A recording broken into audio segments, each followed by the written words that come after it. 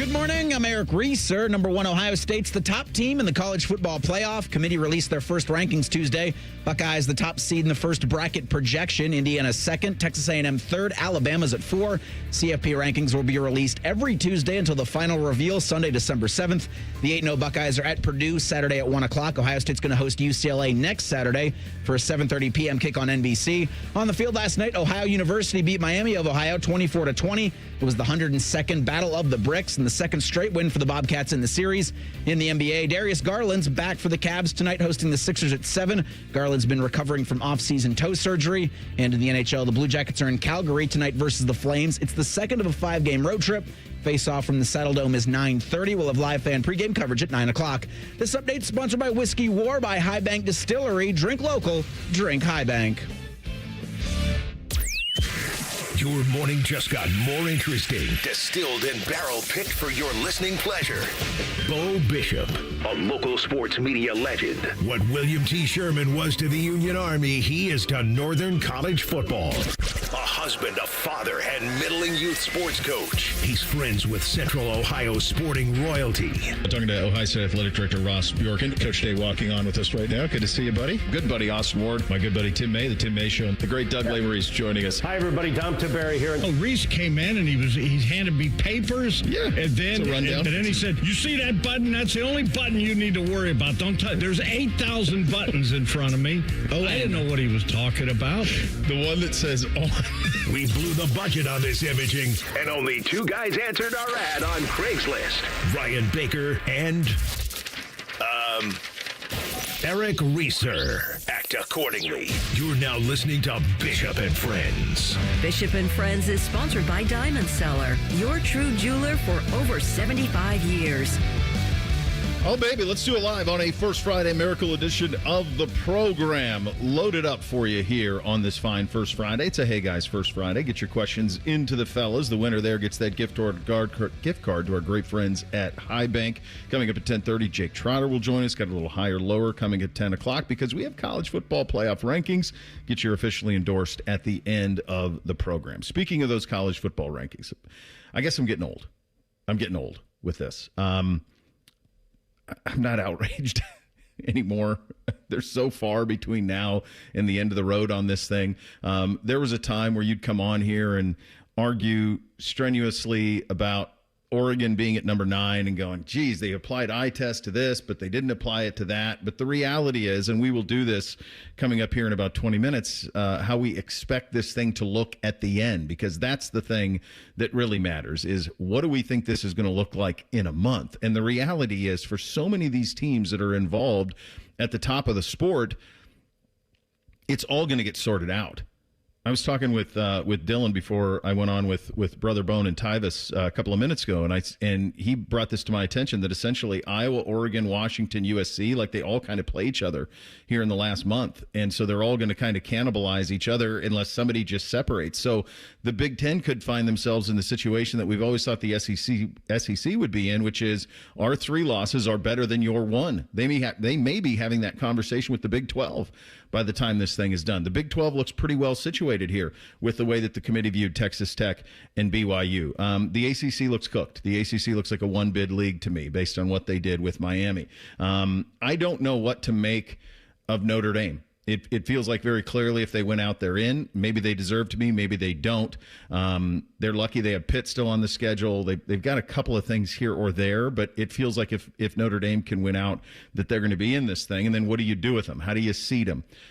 If Miami somehow rights the ship, which I don't expect that they do, can you really have Notre Dame in over Miami when Miami beat them head-to-head? So these are the type of things that you're going to kind of discuss. Here's what I didn't have on my bingo card.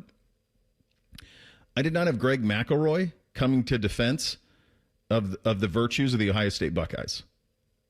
So if you're watching this program last night, Joey Galloway and Booger McFarland went kind of on a PR campaign for Texas A&M to be number 1. And what they both leaned on was analytics. They leaned on the analytics of the strength of schedule and who Texas A&M beat, and they have the best win. They went to Notre Dame and won, ignoring, of course, that Indiana went to Oregon and won. And Booger McFarland says at one point, if we're going to do that, who is Ohio State actually beaten? And Greg McElroy goes, Texas, the number 10 team in the country. And then as soon as that was said, it was like, oh, Texas is a different team now. They weren't playing well at the beginning of the season. Well, they actually played really well in the Ohio State-Texas game. It's possible that Ohio State broke them a little bit with beating up on Arch, and that's what happened over the course of the next month because he saw ghosts for about a month. It seems like they've righted the ship a little bit. But the other thing that they failed to recognize is that the college football playoff rankings are different than the AP and the coaches. So one of the metrics that would not be there in the AP or the coaches because for whatever reason those two polls are allergic to ranking Washington, this one didn't. The Huskies were ranked 23rd. So Ohio State actually has 2 wins against teams that are ranked in the top 25. Conversely, Texas A&M's got 1. They got a win against Notre Dame. That's it. That's the list. So for all the crowing about Texas A&M's strength of schedule and all of that, they beat Notre Dame on the last play, essentially. That's how they won. That's their one ranked win. They haven't beaten anybody else that's currently ranked in the top 25 of the college football playoff rankings. They got Missouri this week. But all of these things are going to sort themselves out. So I didn't see anything agenda-wise. I think, Bake, you brought this up yesterday. You were very curious what they would do with Texas. Well, they gave them a big-time benefit of the doubt. But looking at Texas's schedule, I don't think it's going to matter because they got Georgia and they have A&M left, and they're going to lose one of those games for sure if you watch the Horns play. What were your guys' initial reactions to what you saw last night? The idea that they're going, and I've hated this from the beginning, put in the highest ranked group of 5 and not rank a group of 5 was interesting because you had Reese Davis say, try to explain, I think he did a good job of helping out the committee there, saying that the selection committee would extend their rankings beyond 25 by continuing to rank all teams until they arrived at the highest ranking group of 5 conference champion. Why are we doing this? The dumbest thing from last night was that they say, okay, we've got to have a group of 5. You don't, first off. I know you do because it's in the rules, but you shouldn't have the rule. And then you don't rank it. There are several you could have you could have had, and you don't need Tennessee, Pittsburgh, Tennessee, Washington. They're not going to factor into the final 12. Slide a group of 5 in there. You had a couple to choose from. It was probably the first time I've seen Reese's, and I think he's as good as anybody. I mean, I think him and Fowler and Ernie Johnson, I mean, those are the best studio guys you're going to find. It was finally, Reese's brain was a little in a pretzel because there wasn't an ACC or a group of 5 team ranked in the top 12. You have to. So he didn't know where the cutoff line was based on the rankings. So it initially thought it was between Texas and Oklahoma was the cutoff line, but it was actually Notre Dame because those 2 teams that weren't in the top 12 paratrooped into it. And he was trying to explain it live on air, and he actually messed up, and that rarely happens to him, but that's just how stupid this is. I think this went pretty much the way I thought it would last night, Bo. I think I said yesterday I thought Texas and Oklahoma would be 11 and 12 in this thing, and they would be set up to get one of those teams in here. You're right. All this takes care of itself. I do think it was interesting. They don't like the ACC at all. Not at all. They like the Big 12 quite a bit because I thought where they had Utah was pretty interesting. They have Utah pretty high, and Utah is set up pretty good, being at 13 here with this thing, especially with BYU and Texas Tech playing each other this week. And they don't think great of the Big 10 outside of the top 3, it doesn't seem like. And that's fine Oregon, because you mentioned, and Oregon was down there. All the way down at 9. And I kind of figured they would be because they were going to have those SEC teams in there pretty strong, I thought. I'm kind of surprised they didn't put Bama number 2, actually. But I can see how they got to this point. But I kind of thought maybe they were going to go with those big brands at the top and go Ohio State, Bama. 1 and 2, even though I don't think they should have. I probably do believe Bama is better than Texas A&M. But I did think it was interesting, and you mentioned it, Bo. The Big 10 teams here with Iowa and USC and Oregon and Washington all playing each other. All this stuff is going to sort itself out. I've always thought the Big 10 was going to get 4 teams. I don't think they are now. Well, you try to figure out who that one is. I do think that they could, and we'll get to this when we do our kind of how we project it to be in a month. You bring up a very good point on Utah. and I glossed over it because I was only really thinking about 1 through 12. They have Utah, whose signature win, I guess, is a win against Cincinnati last weekend when they were pretty impressive. Pretty emphatic win. Yeah, but they got punched in the mouth by Texas Tech at their place. That's already happened too. They have 2 losses. So a 2-loss Utah is ranked ahead of everybody from the ACC. They're ranked ahead of Vanderbilt, Georgia Tech, obviously. They are 2 losses, and they're ranked ahead of USC and Iowa and Michigan. And, I mean, what is it about? I wonder if there's just a recency bias because of seeing them this weekend against Cincinnati playing in that late window. If they just watched that game late and it was kind of unopposed, like I had it on opposite the World Series Saturday night, and so I got to look at it, and Utah looked great, and I do think they're really good. But they do have 2 losses, and the only kind of win on their resume that you look at, I guess Arizona State didn't have the quarterback in that game. And they lost to BYU. So they lost to BYU. They lost to Texas Tech. Their signature win is a win this weekend against Cincinnati. And they're ranked ahead of all the ACC teams, and they're ranked ahead of several 2-loss Big Ten and SEC teams. It's a little surprising. It was interesting. And I don't know. And listen, I like Utah. I have all year. I thought they were a pretty good team. I don't know, though, that Utah's better than Iowa and to be ranked 7 spots higher. I think Iowa's kind of getting disrespected a little bit right now. I don't think anybody's really paid attention to them. And they got a big shot, right? Like they play Oregon this week. And then they go to USC the next 2 weeks. So we'll figure out if Iowa deserves to be in this talk or not. But I do feel like they should have been up a little more. I will say this. Outside of Mark D'Antonio, I don't think anybody on that committee had watched a minute of Iowa. And maybe even Dino has not seen a minute of Iowa. That's a huge football. Problem. Ivan Maisel watched him. Yeah, it's he was in there. It's the idea of the commit. Like, it's the thing with this committee is, to your point about Utah, you're kind of just going off of what you just saw. That's my read of the Utah situation, because there's nothing on the schedule that would lead you to, and they looked really good against Cincinnati, and I don't want to take anything away from it. An interesting team to watch here. The Big 12 is going to be an interesting team league to watch. If they can get 3 in, BYU is at Texas Tech this weekend. They're currently undefeated with a freshman quarterback. At Texas Tech, then they have TCU, then at Cincinnati.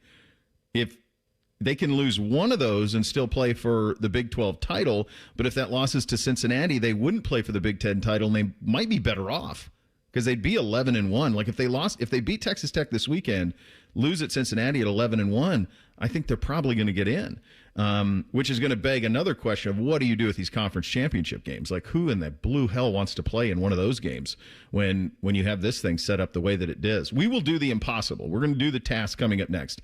How do we think this thing will look 1 through 12 in a month when it actually matters? Because when you start looking at these schedules that these SEC teams play, I talked about the Oregon, Washington, USC, Iowa situation. There is going to be a lot of losses they're going to stack here in the last month. We'll get to that coming up next. We're off and running on a First Friday. Bishop and Friends right here on The Fan. Wake up with The Fan. Eat lunch with The Fan. Go to bed with The Fan. Dream about The Fan. Then change your sheets. Gross. Ew, you guys are gross, but stick around in case I don't find anyone else. The Fan. Looking to get your roof or siding replaced this fall? Call the company that delivers an excellent customer experience every time. Newman Roofing. Don't wait. Call Newman Roofing today at 614-NEW-ROOF or visit online at newmanroofing.com. Another reason to choose Hinderer Motor Company for your next vehicle. This is Justin Hinderer. Every vehicle comes with a lifetime powertrain warranty, award-winning service, and our exclusive Carvenience. We pick up your vehicle, service it, and return it so you save time and enjoy peace of mind. That's Carvenience. At Hinderer Motor Company, we take care of everything so you can drive worry-free.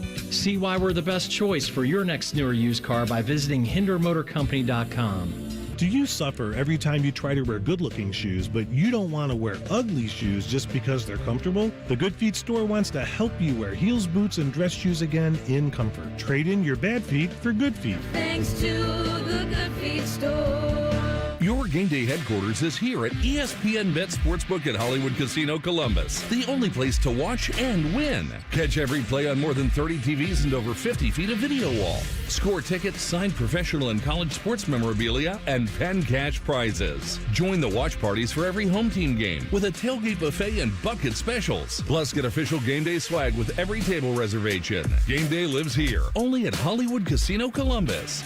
Must be 21. Gambling problem? Call 1-800-589-9966.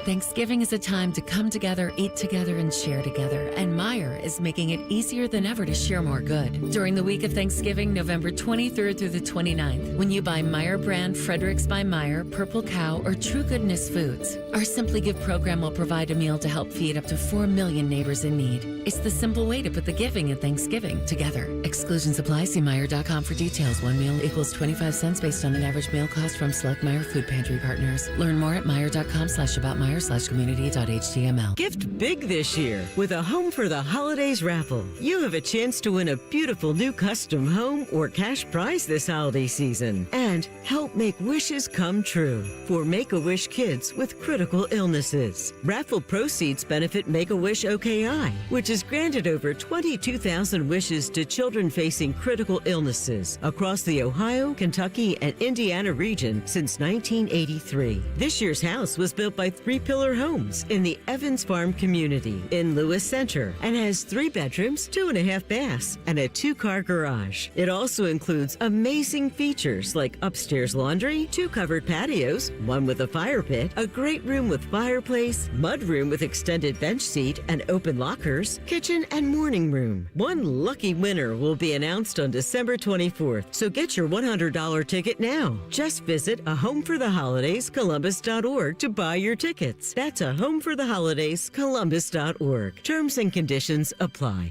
Rockman and Ice. It's more evidence that you need to subscribe to the rule Bobby and I subscribe to. What's that? If you can't get a yard, you don't deserve to win. Rockman and Ice. Weekdays at noon. Sponsored by Pella Columbus. The Fan. Flexible, secure, fun. Oh, and great pay, too. Are you not sure what you want to do for a career? Or are you thinking of changing careers? Being a dental hygienist or dental assistant may be the perfect fit for you and provides all of these perks plus more. Talk with a dentist in your community or visit ODA.org to learn more. Become a valuable member of the dental team and start helping people love their smile. This message is brought to you by the members of the Ohio Dental Association. Hello, it's John Kozik, founder and president of TurboTrack Realty, and I buy real estate as is fast for cash. Give us a call today for an all-cash offer at 614-470-2000, 614-470-2000. I buy vacant properties, inherited homes, divorce situations, death in the family. I even buy my tenants won't pay me the rent houses. Give us a call today for an all-cash offer at 614-470-2000, 614-470-2000. Fan weather. From the Logan AC and Heat Services Weather Center. A warm and windy Wednesday ahead, increasing clouds throughout the day, but highs getting into the upper 60s to some spots close to 70 degrees. A front comes through tonight, dropping temperatures overnight into the 30s, and with mostly clear skies and gusty winds, we could feel like we're at or below the freezing mark going into Thursday morning. Significantly cooler and sunny with highs in the mid to upper 50s. For The Fan, I'm meteorologist Meredith Garfalo with your 10 weather impact forecast. T-Bone and Tybus are everything you want in a delicious breakfast. Lots of empty calories, no nutritional value. Weekday mornings from 6 to 9. The Fan. We'll read your emails on the air, but we won't tell you where to send them. Hey, we're not doing all the work for you. This is Bishop and Friends. All right, it's one thing to react to things that are put in a 1 through 25 early November. It's another thing to say, what do we think this is going to look like in a month? Because that's the one that really matters. And there are just potholes everywhere for so many of these teams that are ranked. There are losses all over the map for so many of these teams as you look at the next month that are going to happen because so many of them play each other. I mean, I'm really proud of Texas and Oklahoma be 11-12. Neither one of them are going to get through the rest of this month without a loss. They're both going to lose. You're looking at 2 3-loss teams, maybe more. Both those teams could end up with 4 by the time it's all said and done. So when you take the task of what do we think it's going to look like a month from now, And I'll be curious to see where this stacks up to how it actually is. That's the interesting thing to me. So let's have a little exercise here. The bracket looks like this. It's 12-5 up top, feeds into the 4. If you're listening along or if you're watching on the YouTube channel, it's 12-5 into the 4. It's 8-9 into the 1. It's 11-6 into the 3. And then it's 10-7 into the 2. That's the way that the bracket kind of goes, top to bottom, if you're imagining it. So I do think Ohio State's going to win out. I think they're going to win out. I think they're going to win the Big Ten. I think they're going to be the number 1 overall seed. So, any changes for that for either of you? Nope. Okay. Nope, that's good. Okay, so then what did you do at number 2? Reese? So at 2, I'd have SEC champion Texas A&M. Okay, you and A&M at 2. Their schedule is one that they can easily navigate. If they win it out, there's going to be a lot of chatter about how they should be the number 1 seed. Yeah, okay, go ahead, Bake. Who do you have at 2?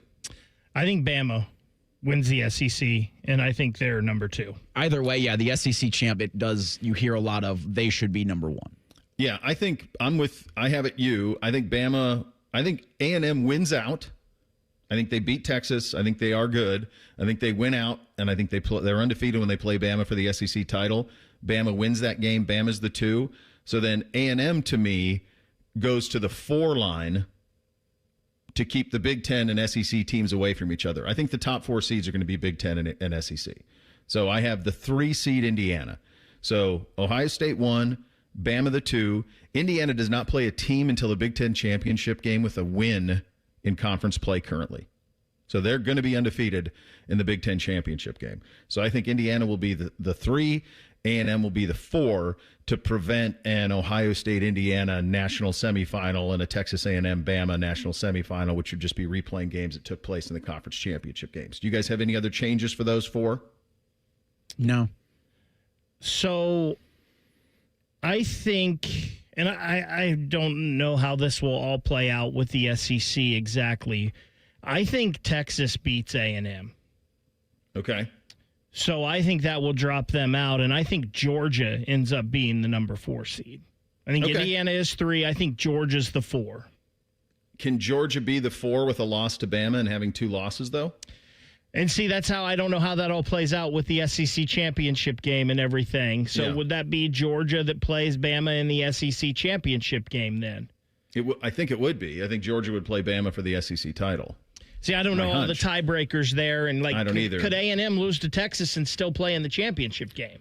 Maybe. The common opponent would be A&M losing to Texas and Georgia beating Texas because they play them next week. Yeah. So that would be maybe that's the common opponent. I don't know what the tiebreakers are on that. Either way, we all have Big Ten and SEC. I kind of see Georgia, I don't think they make it through the schedule. I think they lose to Texas, and I even think they might drop to Georgia Tech. And I know that wouldn't count to the SEC things, but Georgia's been squeaking by for a couple weeks. Okay, so we have different views of Georgia then. Reese and I do, and I think probably Bake too. All right, who do you have as your 12? This would feed into, for me, it would feed into A&M. It'll feed into an SEC team. Memphis. Who do you have as your 12?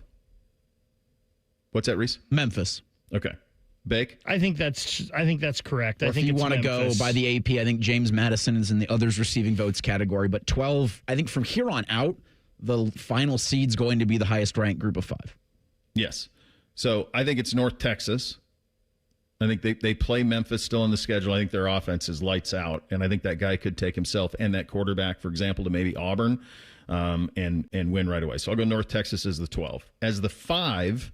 So this would feed into, for me, Texas A&M. I think for you, Bake, Georgia. I've got Georgia as the 5 because I think Georgia wins out. I think they end up 11-1, and I think they'll play North Texas for the right to play Texas A&M. Who do you have at the 5? I got Oregon. Okay. I've got Ole Miss at the 5. Okay. So then down the 8-9 game, I've got Texas Tech against pick your 2-loss, potentially 3-loss Big Ten. So this would be USC, Iowa, Washington, whichever one of those comes out of it most unscathed versus Texas Tech in the 8-9 game. Who do you got 8-9? I had Notre Dame BYU. Okay. I have both of those in, Yeah. but I don't have them in this bracket. Who do you have them there, Beck, in the 8-9? I have Iowa as the 8th seed because I think Iowa, I just have a feeling Iowa gets Oregon this weekend and then they win out. So I think Iowa is my 8th seed. And then I've got Virginia as the 9. As the 9. Okay. All right. 6-11 game. Your 6-11 game. Here is where I have Ole Miss. I have Ole Miss as the 6. I do think that they're probably going to win out. And honestly, they're in a pretty good spot because they'll win out and they want to play an SEC title game, and they'll be playing Indiana in a neutral site, which I'm guessing they would take based on the talent equate situation. So I'll go Ole Miss and Georgia Tech. I've got Georgia Tech winning the ACC as the 11 seed. So I have Virginia as the 11 seed winning the ACC, but I'm just looking at 8 with BYU. They're my Big 12 champ in this exercise. Yeah. I think now that's too low. I think they're going to give the Big 12. I think they're going to give the Big 12 a home game, but I keep looking at that 5 spot, and I go, they might value a conference champion over a one-loss Big 10 team. I mean, because it does go back to, are you penalizing teams for not making the conference championship game? In this exercise is that Oregon, who would run the table, in my opinion, but be left out because of that loss to Indiana. Because I don't think I heard... And granted, everything from last night will be taken for me as a grain of salt because I had OU Miami on my main screen and then kind of farting back and forth between the guys on YouTube making fun of Tyvus and then the guys on ESPN trying to make sense of this. Who's your 6-11 game, Bake? So my 6-11 game, I've got BYU. And as the 6? As the 6. And I've got Oregon as the 11 because I do think Oregon with 2 losses would still get in. I think so, too. I think they would be there, too. All right, now your 7-10 game, this is where this would feed into Alabama. This is where I have Oregon and Notre Dame as the 7-10. Notre Dame the 10, Oregon the 7. I have Tech and Ole Miss here. Virginia Tech. Or, I mean, excuse me, Texas Tech. Yeah, Texas Tech. So you have 2 Big 12s in. I do. Okay. I have 2 Big 12s as well, and this is where my second one comes in. I've got Notre Dame hosting Utah in this game. I think it's going to be fascinating what they do with Notre Dame and how high they let them go.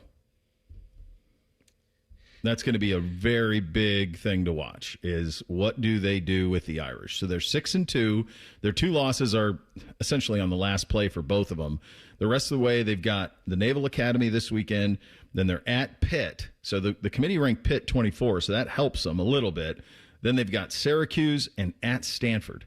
They're going 10-2. How high do you let them go? Last year, you let them host a playoff game? Do they do that again? Do they get them as high as the 7 or 8 seed? Because that's the minimum requirement to get them to host. Real quick, I want you to look at your 4 first-round games that you have. Yeah. And see which of those 2 ESPN's going to give to TNT. For me, they're going to put Oregon Notre Dame on Friday night. That's going to be your Friday night game. Is going to be out in Eugene. And they're going to take... The other one they take would be, for me, it would be Texas Tech against Big Ten 2-loss, 3-loss team, the 8-9 game. And then they're going to give TNT Georgia Tech and Ole Miss and North Texas and Georgia. So for me, I would guess that they're going to give away Iowa, Virginia. Yes. And Ole Miss, Memphis. Yes. That can't get more regional. Ole Miss, Memphis. Yeah. That's like a 200-mile radius for that one. Because I think those are the NFL games you're primarily going up against. What would yours then be, Reese, in your bracket? What would be your 2 SPN games? What would be your TNT games? So I think Friday night, I think they give them Tech Ole Miss goes on ESPN, but Virginia, Georgia, and then Notre Dame, BYU. And then what would be the noon game? Memphis, Oregon. Yeah. This is going to be fascinating to see how this all stacks up. And the reality is, as I went through this exercise, so many of these teams play each other that there is going to be some carnage. It's going to be crazy. You're going to have a 3-loss team in this thing, and you may have 2. by the time we get to a month from now, because so many of these teams play each other. And I think they're going to give big benefits of the doubt to the SEC and the Big Ten. Here's the good news. It feels pretty damn good to be number one. Feels pretty damn good to be a Buckeye fan. 2 minutes from now, Ryan Day on his team and keeping it sharp for a month until they get to the game. That's at 2 minutes. Bishop and Friends right here on The Fan. Delaware County Veterans Services is ready to help you access VA benefits, emergency financial assistance, dental and medical grants, transportation, and more. Give Delaware County Veterans Services a call, 740-833-2010 to schedule an appointment. Do you suffer from leg pain, leg swelling, varicose veins, or leg ulcers? Dr. Barry Zeta and Dr. Joseph Senta at Ohio Vein and Vascular Polaris are pioneers in the vein and vascular field. Dr. Zeta and Dr. Senta can perform minimally invasive procedures that will get you back on track to a pain-free life. Stop living with leg pain and start the process to healthy living with a free healthy leg screening. Go to loveyourveins.com or call 614-426-VEIN. That's 614-426-VEIN or loveyourveins.com. Hey friends, Beamer here, and I'm a big believer in saying thank you when something actually works. So thank you, Awaken 180. And they're actually saying thank you back right here in Ohio with $500 off every new program through Thanksgiving.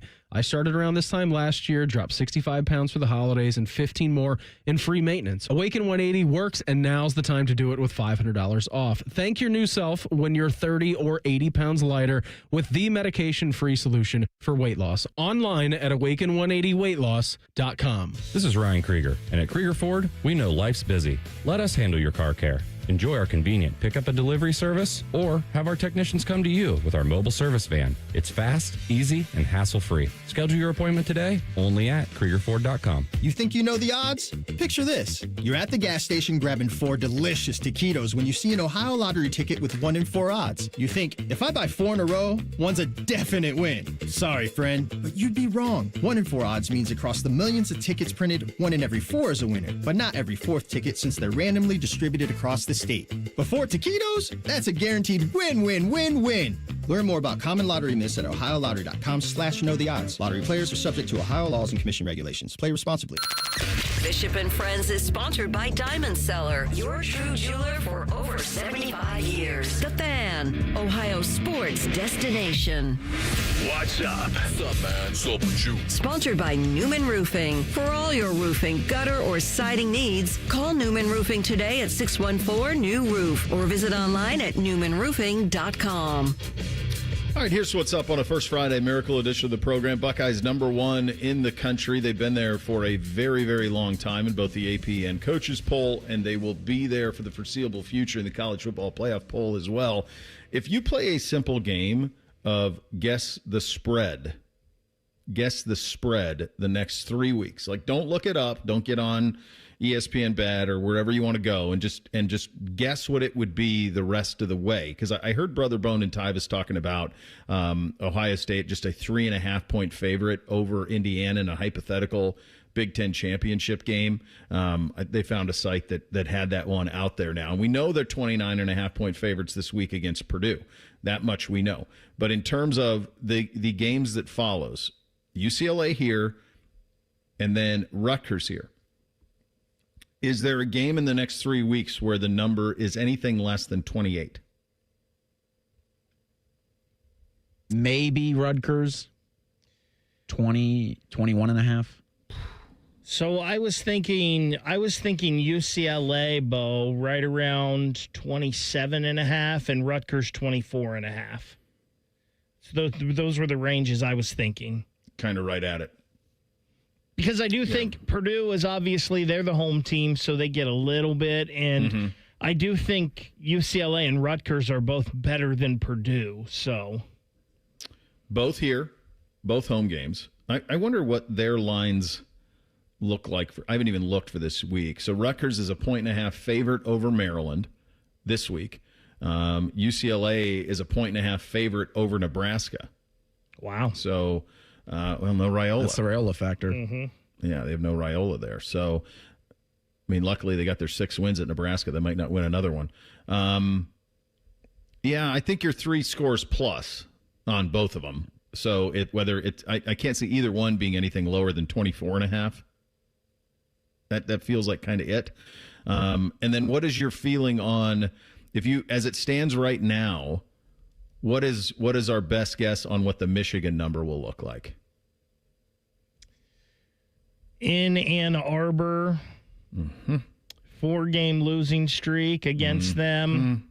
Yep. I'm guessing we're looking somewhere in the 9 to 11 range. I feel like 10.5 is what's popping into my head. Okay. That might be a little high, though. I wondered like 7.5.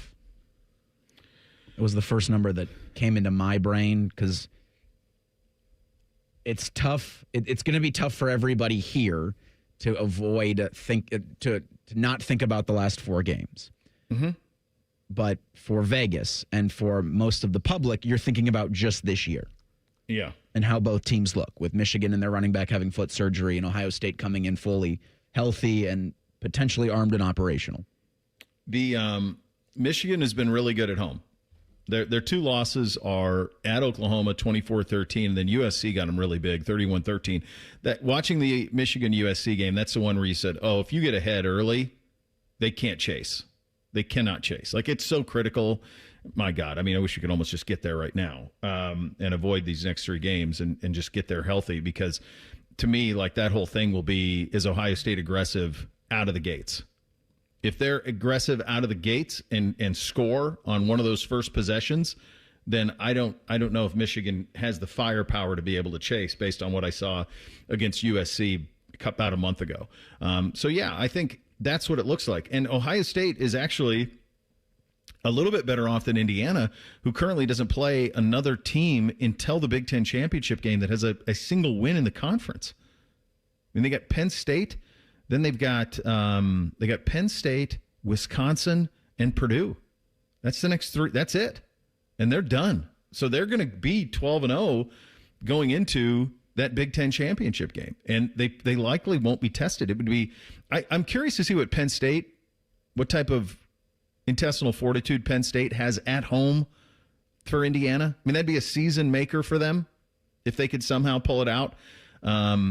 I don't know that they found anything here that they could apply to the Hoosiers, but that's a fascinating game to me is how Penn State approaches that. For us, though, it's handle your business. And it's one of those things that Ryan Day's been an expert at this year is sharpening this knife, keeping it sharp, but not making it weak in the process. They've given them a little bit more every week, and that'll be the case here for the next 3 weeks as you accumulate wins, pad some stats, keep everybody healthy. Ryan Day addressed that on Roundtable about the way that they've prepared this team so far. Yeah, and that's it. As we were right back out, we just got off the field on a Tuesday practice, and that was it. You know, in order for it to work on Saturday, you got to put the work in during the week and mastering the process. And Tuesday's really, really important. Get back to fundamentals, get back to running the ball, stopping the run, getting our pads down, getting our hands on people, and then we did a bunch of that today. Yeah, I mean, the standard is the standard. So it doesn't matter who they play, they handle their business. The other factor to watch here over the next 3 weeks is coming out of Penn State, Ohio State launched not 1 but 2 Heisman campaigns, one for Julian Sayin and one for Jeremiah Smith. As is typical, Ohio State is not over the top with their Heisman campaigns. They're very conservative with the approach. We'll let it play out. We've got hashtags and those things, but that's it. The guy who vaulted to the top of the list was Julian Sayin based on what he's done the last couple of weeks. And I feel like finally everybody watched him play against Penn State a little bit and became aware of what he's doing and what he has been doing for the past couple of months. He was asked yesterday in the press conference, Ryan does, where does Julian go from here? Here was his answer. Well, it just can't be a play or 2 or, a half a season. It's got to be consistent, and so you look at, quarterbacks in college, you look at quarterbacks in the NFL, they can have a good game, a good half a season, a good season, but can they continually do it over time as teams start to look at, your strengths, your weaknesses, and all those types of things, and then, obviously play big in big moments. So he's just getting started, which is very exciting for all of us, as you know. I mean, if you're an offensive player right now, to know that Julian's back there with the ball coming out of his hands quickly and the confidence and decision making, like it's obviously exciting to be around that. Not only for right now, but into the future. And he's handled that well and produced it at a high level up to this point. But he knows, again, this is about accomplishing goals as a team, and he would tell you the same thing. Yeah, and Jeremiah would say the same thing too. Neither one of them are chasing the Heisman. They're trying to chase immortality. They're trying to chase back-to-back national titles. They're trying to chase undefeated season and national title, trying to be the first team to ever go 16-0. Like, all of these things are massive accomplishments if you can get that done. And so much of that is the culture that they have just up the road. I mean, that's so much of it is the culture that they have there. Here's something you better prepare for, though, as a Buckeye fan over the next month. You're off the grid, man. You are off the grid. You are going to play what we call around here bottom line games for the next 3 weeks. No one is going to see you play. I don't care if you're on network like you are on NBC in 2 weeks. I don't care. This week it's a 1 o'clock BTN. I don't care. I'm telling you, nationally, you are a forgotten team for 3 weeks. No one's going to watch your games. No one's going to pay attention to it. Because if you look at the chaos that's going to happen around the sport and everybody else playing each other, Ohio State and Indiana are going to play in closets for the rest of this month until the Michigan game. And Kurt Cignetti's going to run it up on the next 3 opponents. If he can. As big as he can. Yeah, he's going to score 60. Yeah. Yeah, if he can put 60 on Penn State in Happy Valley, he'll put 60 on them. I don't think he can, but I think if he can, he will. Well, I don't know. That's a Penn State team. You talked about intestinal fortitude. It's going to be tested on Saturday. Yeah. I told myself I'm never doubting him again, so I can tell you right now I'm going to pick Indiana in the points. But, like, if you're Penn State, if you have any damn pride at all, do you show up for that game? I mean, they're fourth-year guys. Nick Singleton, Katron Allen, like Dennis Sutton. Like, pride only gets you so far at this point. You saw pride in the second half against Ohio State, I'm sure. Yeah. It's a season saver for them. But, I mean, I'm telling you guys, it's going to be in a closet for a month, Bake. And it's kind of been this season, right? And it's okay for Ohio State. We don't think it's boring, but a lot of people think that this Ohio State season has been boring. Just ho-hum, not even playing maybe their best, but they're still beating people and covering the spread. But as Ryan said there, they just got to keep doing what they're doing. Just everything they've done so far, continue to do that until you get to that game at the end of November. Yeah. Yeah, that's the one that you're all pointing towards. Bold plays on the NFL trade deadline for one team. It's as bold as can be. We'll get to it coming up next. Bishop and Friends right here on The Fan. The sound of Paul Keels calling a Buckeye game is erotic. Oh, yes. Your home of the Buckeyes, The Fan, Ohio sports destination. More than a few of our patients have talked to me about their first time, but it's not the first time you're probably thinking about. It's the first time that erectile dysfunction ruined the moment. This is Jeff for Tri-State Men's Health, and if you're over 50, it's likely that you've had that first time yourself. But the good news is that if you're like most men, that first time can be the last time that ED impacts your sex life. At Tri-State Men's Health, we're experts in treating ED. We've treated tens of thousands of men using protocols with success rates well over 90%. And those treatments have, in most cases, made sex great again for both them and their partners. You could even find that you're performing like you haven't in years. So if ED has been affecting your intimacy, it's time to make the last time that happens the last time that happens. For just $99, you'll receive blood work, a medical consult, and if medically advised, a test dose. And if that test dose doesn't work in the office, your visit is free. Call 800-900-9654 or go to tristatemenshealth.com. We have 6 offices in the tri-state area to serve you.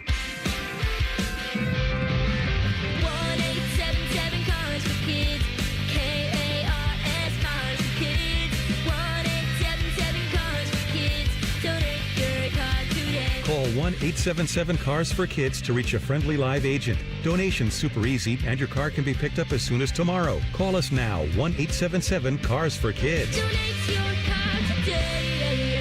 Did you know you can donate real estate too? I'm Leslie from Pella Columbus. And I'm Wilson from that other window place. One of the biggest reasons people get new windows, Wilson, is that old windows make for an uncomfortable house with crazy high roller coaster energy bills. Leslie, people love being uncomfortable on roller coasters. The ups, the downs, the gurgling in your stomach because you had 5 corn dogs before getting on. Did that happen to you, Wilson? What? No. Get the windows that can completely change the look and feel of your home at PellaColumbus.com. Give me a mountain with lots to do. Give me the sunshine, give me a dew. Give me something simple and true. All I need is sunshine and a pretty crashing mountain dew. So give me my good friends, give me a dew. Grab some friends and an ice cold Mountain Dew today. Mountain Dew. Away game this week, but that just means you can make the ESPN Bet Sportsbook at Hollywood Casino Columbus your home for Saturday football. Join the fan for the tailgate show and then party with us with the ultimate watch party. We have football contests with amazing prizes. There's wall-to-wall screens, ticket and memorabilia giveaways, and unbeatable game day food. Can't wait to see you at the ESPN Bet Sportsbook on Saturday. Must be 21 or older to enter. Gambling problem? Call 1-800-GAMBLER. The Fan has a new tailgate destination. Join us before every home game at the O Patio and Pub on Lane. Sponsored by your Central Ohio Ford dealers, Jameson Whiskey and Coors Light. See you Saturday, friends. Picture it, your holiday table, the family cooking together, the scent of golden brown bread, rosemary from roasted potatoes, and a salad so crisp it snaps. This season at Kroger, make the moments that matter possible with quality that's affordable in every aisle. Kroger, fresh for everyone. Right now, USDA Choice Boneless Beef Chuck Roasts or Steaks are only $5.99 a pound in the value pack with your digital coupon. Limit 5. Kroger, fresh for everyone. I'm back to doing what I love and more, thanks to the Good Feet store. Do you want to walk, play pickleball, and enjoy other fun activities to stay healthy, but you can't because of bad feet? Hi, this is Mike, and the Good Feet store wants to help. I just had difficulty walking. I tried them on in the store, and my foot felt so much better. Do you keep buying new shoes and inserts with little or no relief? I tried all kinds of shoes. It was the arch supports that made the difference from the Good Feet store. Don't let bad feet, knees, or back problems get in the way of staying healthy and having fun. Thanks to a Good Feet store, I bowl in 3 nights a week. Get back to doing what you love. At the Good Feet store, we'll personally fit you at high-quality arch supports to maximize your comfort. Stop in the Good Feet store or book your free fitting at goodfeet.com. Visit the Good Feet store on Polaris Parkway near the Polaris Mall or on Stringtown Road at Grove City. Thanks to the Good Feet store. It's almost Football Friday. All play and no work. Sponsored by Tansky Sawmill Toyota. Your home for football, The Fan. Connect with the show on X at 971BFS. Jump in our YouTube chat or just send a raven. You're listening to Bishop and Friends. That's an attention getter from the New York Jets yesterday. Without thinking about it, I'm going to ask you a question. I just want you to just give me the first thing that comes to your mind. Would you rather be the Jets or the Cowboys or in Colts? Which of those two situations would you prefer? What the Jets, be a Jets fan, or you could be a Colts or Cowboys fan? I'll be a Colts fan. Okay. Yeah, I think I'll be a Colts fan too. I don't think I want to be the Jets in this situation because if I'm a Jets fan, why didn't you just go all in? Why didn't you trade everyone? Why didn't you trade Breece Hall? Why didn't you? Well, why do you think they didn't trade Breece Hall or Garrett Wilson? Well, I don't think I would have traded Garrett Wilson. I don't know. No, but I mean, they traded the defensive either. But they're going for a quarterback. They traded the defensive guys, not the offensive guys. Folks, I get it. They're trying to get a quarterback. No, well, yes, but also defensive players can be had. If you don't score points in this league, you don't have a chance. You don't. So you can have the best defense in the world. It nets you nothing if you can't score points. You can lose a ton of games scoring 13 or 15 all day long. The days of manufacturing wins by scoring 17 and holding your opponent to 14, it's done. Gone. Way of the dodo bird. It's over. You have to score points. Now, I don't know that there's a correct answer here. I don't know which one. I think the Colts, I love what they did from the standpoint of they just acquired a guy who just turned 25. Sauce Gardner's not 27. He turned 25 in August. He just turned 25. He's under contract. He's one of the best players at a premium position in the league. They will not, because they're going to win a lot over the next couple of years, they will not have the potential to draft a player of that ability. They'd have to stumble into it. Just be dumb luck, right? They're not going to get their number one pick on their board where they're going to draft. So they said, these first-round picks for us don't mean that much. Not as much as getting a 25-year-old All-Pro. That doesn't mean as much. I think what Dallas did is more of a long con. I think what Dallas is saying is this year's a mess. We got an all-pro defensive tackle now, Pro Bowl defensive tackle, and we had some extra picks so we can do it. Now, they gave up their pick in 2027. So this year the Cowboys have two ones still. They still have the 2 first-round picks. They have theirs and the Packers, I believe, right? Correct. Yeah. So they still have their pick and the Packers' first-round pick this year. So Quinnen Williams will be on that defense. They'll be able to add a couple of picks, and then away that you go on that. So I think that's what the Cowboys is thinking, more of like a 2-year thing for Dallas. They'll re-sign Pickens. From the Jets' perspective, they have 5 first-round picks in the next 2 drafts. Now, there is a pound of flesh with this, right? As an organization, as a fan base. It's funny, I want to say it was somebody on one of the NFL channels yesterday, I saw it going around, said, well, they're trying to get their franchise quarterback. And I think it was Orlovsky fired back. Well, they did. They drafted Darnold. They had him. Well, they're trying again. Like you had him. And I think that's probably a lesson learned for them. And I think that's why they didn't trade Breece Hall and why they didn't trade Garrett Wilson. Because when they do draft a quarterback again, whether it's in this year's draft or if they wait for 27, which is looking like a monster draft, either one, they want to have skill position players in place for him to paratroop into. You can't do what happened in Tennessee with Cam Ward. You can't do that, where you have no weapons and you're on an island. So I think I can argue both sides of it for everybody. I think what the Colts did to me, I love the most because of the juxtaposition of where they're going to pick, how close they believe they are. One other thing I take from Indy, I would be shocked if they did not have an extension already in place for Daniel Jones, because they're not in the quarterback business now for the next couple of years. So I would bet that in short order, there's at least the framework of a long-term deal for Daniel Jones to play quarterback there. That's a little scary if I'm a Colts fan, though, just because your season and your schedule gets a lot harder from here on out, and we saw the issues Daniel Jones had against Pittsburgh. Now, do I think Daniel Jones is better than what we saw from him in New York? Yeah, I do, but I still think there's some issues there. So if I was them, I bet the framework of that deal is in place. Yeah. I'd want to see what happens the rest of the way here, though, as this schedule gets a little tougher. Did we learn anything from Darnold, though? Or Baker? If you're pedigreed, and you're in a position, if people put you in a position to succeed, like those guys, there is something that happens in the water when you go through Kyle Shanahan, McVay, O'Connell. When you go to those buildings, you must learn how to be a pro, because the one who's going to benefit next year is going to be Mac Jones. Mac Jones is going to get a deal. I don't know if he's going to get $100 million like Sam Darnold is, but Mac Jones is going to be a starting quarterback in the NFL next year. It might be in Cleveland. I think we figured that out yesterday. You told us that yesterday. So, but I mean, it's like you think Minnesota doesn't wish they still had Sam Darnold? I do wonder for the Colts, like that game against the Chiefs on the 23rd, they win in Kansas City, and then the next day or even that night you now announce the extension. Yeah. Like it does make sense to me for Indianapolis to put all their dimes in the Danny Dimes basket.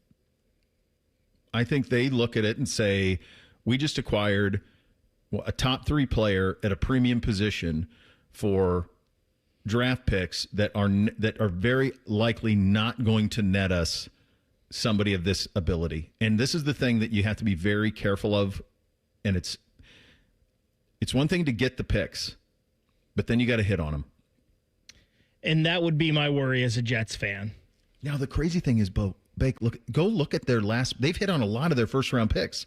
But they haven't at Garrett, Jamal, Darnold. They just didn't develop him. They didn't have him in the right situation. It's crazy. If you go look at their first round picks, they drafted a lot of Pro Bowlers. I don't know if they just didn't have the depth behind it or they were disorganized at the top. I don't know. But there's a lesson there in all of this. One sneaky deal, and we'll do the Browns and the Bengals and what they didn't do a little bit later in the show. One sneaky deal that I really like was Seattle getting Rashid Shaheed. So they got him from the Saints for a 4th and a 5th in 2026. Kind of the one thing Seattle needed was a burner deep got one. He's not a game changer. It's a minor deal, but I like what he brings to what they have. And, yeah, you put that opposite of JSN. Yes. Opens things up a little bit. Because and the rookie had 2 touchdowns this weekend, too, so, like, all of a sudden, a lot of weaponry. And he has had, good times opposite of Chris Olave, so same kind of thing there. Yep, absolutely. I really like what Seattle did at the deadline. I was surprised that Cincinnati and Cleveland weren't more active. Shocked, honestly. We'll do a little higher, lower coming up next. Second hour of the program, Jake Trotter at 10:30, Bishop and Friends right here on The Fan. Catch the latest from the world of Ohio State athletics. Weeknights at 6 on the Buckeye Show. News, special guests, and everything scarlet and gray. The Fan. It's easy to fall for CME, Ohio's #1 credit union, thanks to you. Recognized nationally and statewide by Forbes. Rooted right here at home. CME Federal Credit Union. Bank with the best. Membership eligibility required. Federally insured by NCUA. Equal housing lender. Visit CMEFCU.org. Hey, what's up? It's T-Bone. Remember that rush you got as a kid ripping open your favorite pack of cards? Well, guess what? You can feel it again at Midwest Cards. Right next to Nationwide Arena, this place is a collector's dream with thousands of packs from all eras. Chase that Ken Griffey Jr. rookie, pull a rare Michael Jordan, or even hit your favorite Pokemon and relive that childhood thrill. Plus, you can shop their pack wall, kick back in their roomy sports lounge, or even bring in your old cards to sell or trade. Get to Midwest Cards today and tell them T-Bone sent you. 5 words no one wants to hear? You need a new roof. What do you do? Who do you call? How are you going to pay for it? Hey, it's Timmy Hall, and these are all questions that run through people's minds when they hear those 5 words. But if you pick up the phone and call Victor's Home Solutions, your new roof will be the easiest, most hassle-free home improvement project you'll ever do. Victor's has thousands of 5-star ratings for both customer service and high-quality installation. Plus, they offer a 50-year leak-free guarantee on every roof they install. And since no one wants to pay these high interest rates for a limited time, Victor's is offering 5-year, no-interest financing with minimum monthly payments for qualified buyers. So if you need a new roof, don't stress. Victor's Home Solutions has your back. It starts with a free 21-point roof inspection. It assesses the exact condition of your roof and what needs to be done next. Set up your inspection today. 866-VICTORS. That's 866-VICTORS or online at victors.com. This November, Window Nation puts an end to your window problems. You'll save big, too, with 50% off all window styles. Plus, you could get 0 interest for 5 years. Hurry, the sale ends soon. So schedule your free estimate right now at windownation.com. That's windownation.com. Hey there, you've got a ton of equity in your home. You're sitting on a gold mine. You could do so much with all that cash, like travel, invest it, or pay off debt. But you can't touch it unless you sell your home. But you really don't want to move. And besides, homes are sitting on the market a long time these days. You're trapped, right? Not with TrueHold. With TrueHold, you can cash out your equity in as little as 30 days. But listen, you don't have to move. You can stay in the home you love as a renter. That's TrueHold's Sell and Stay program. Cash out your entire home's value and stay put. TrueHold even covers property taxes, property insurance, and essential repairs. Imagine using that equity to travel, invest, or pay off debt, and you can stay in your home. It's brilliant, especially in this slow market. Get your all-cash offer now. Call 1-855-300-9993. Again, that's 1-855-300-9993, or visit TrueHold.com. The smarter, faster way to cash out on your home's value without moving. That's TrueHold.com. People can't say enough amazing things about Vanscoy Hair Clinics. Men and women struggle with hair loss every day, and they completely change their lives. Vanscoy Hair Clinics is the only company in Ohio that has PRP, platelet-rich plasma, and the multi-unit hair grafting hair transplant procedure. Go to vanscoyhair.com for more info, or call 614-432-8042. Here's what some of their hair transplant clients have said. Around 26, 27, I lost almost all of my hair on top. It changed my life in ways that I could not imagine. My hair is going to continue growing for the rest of my life. There is hope that you can do something about your hair loss. Multi-unit hair grafting gives you 3 times more hair per procedure, saving you time and money. Hair transplants are more affordable than ever, and PRP is a fast, easy, and effective 45-minute treatment for thinning or damaged hair. Call Vanscoy for a free consultation, 614-432-8042, or visit vanscoyhair.com. That's 614-432-8042. Find out what procedure will restore your hair. Broadcasting from the Lindsay Honda Studios. Honda makes the cars. Lindsay makes the difference. Visit lindsayhonda.com. WBNS-FM, HD1 Columbus. Good morning. I'm Eric Reeser. The top-ranked Buckeyes are in the top spot in the first college football playoff poll released on Tuesday. The CFP committee ranked Indiana 2, Texas A&M 3, and Alabama 4. Ohio State's a 29.5-point favorite this Saturday at Purdue. It'll be a 1 o'clock kick from Ross-Ade Stadium. Hear from Ohio State's head coach tomorrow at noon on the Ryan Day radio show. On the field last night, Ohio University beat Miami 24-20. Bobcats and Redhawks are 4-1 in MAC play. In the NHL, the Blue Jackets are in Calgary tonight versus the Flames at 9:30. Jet Greaves likely gets the nod in net. CBJ are in Vancouver on Saturday. And in the NBA, the Cavs host the Sixers tonight at 7. Likely the season debut for Darius Garland. He's missed time recovering from off-season toe surgery. This update sponsored by Whiskey War by High Bank Distillery. Drink local, drink High Bank.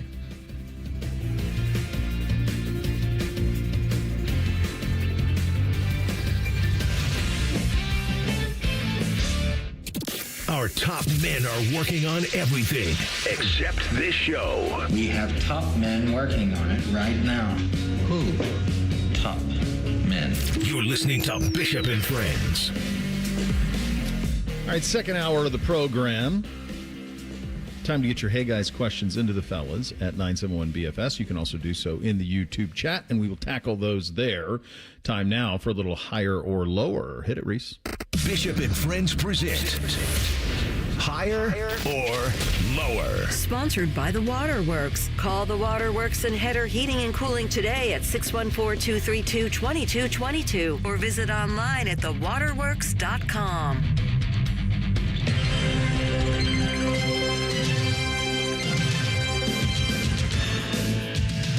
First CFP poll last night, around 8 o'clock.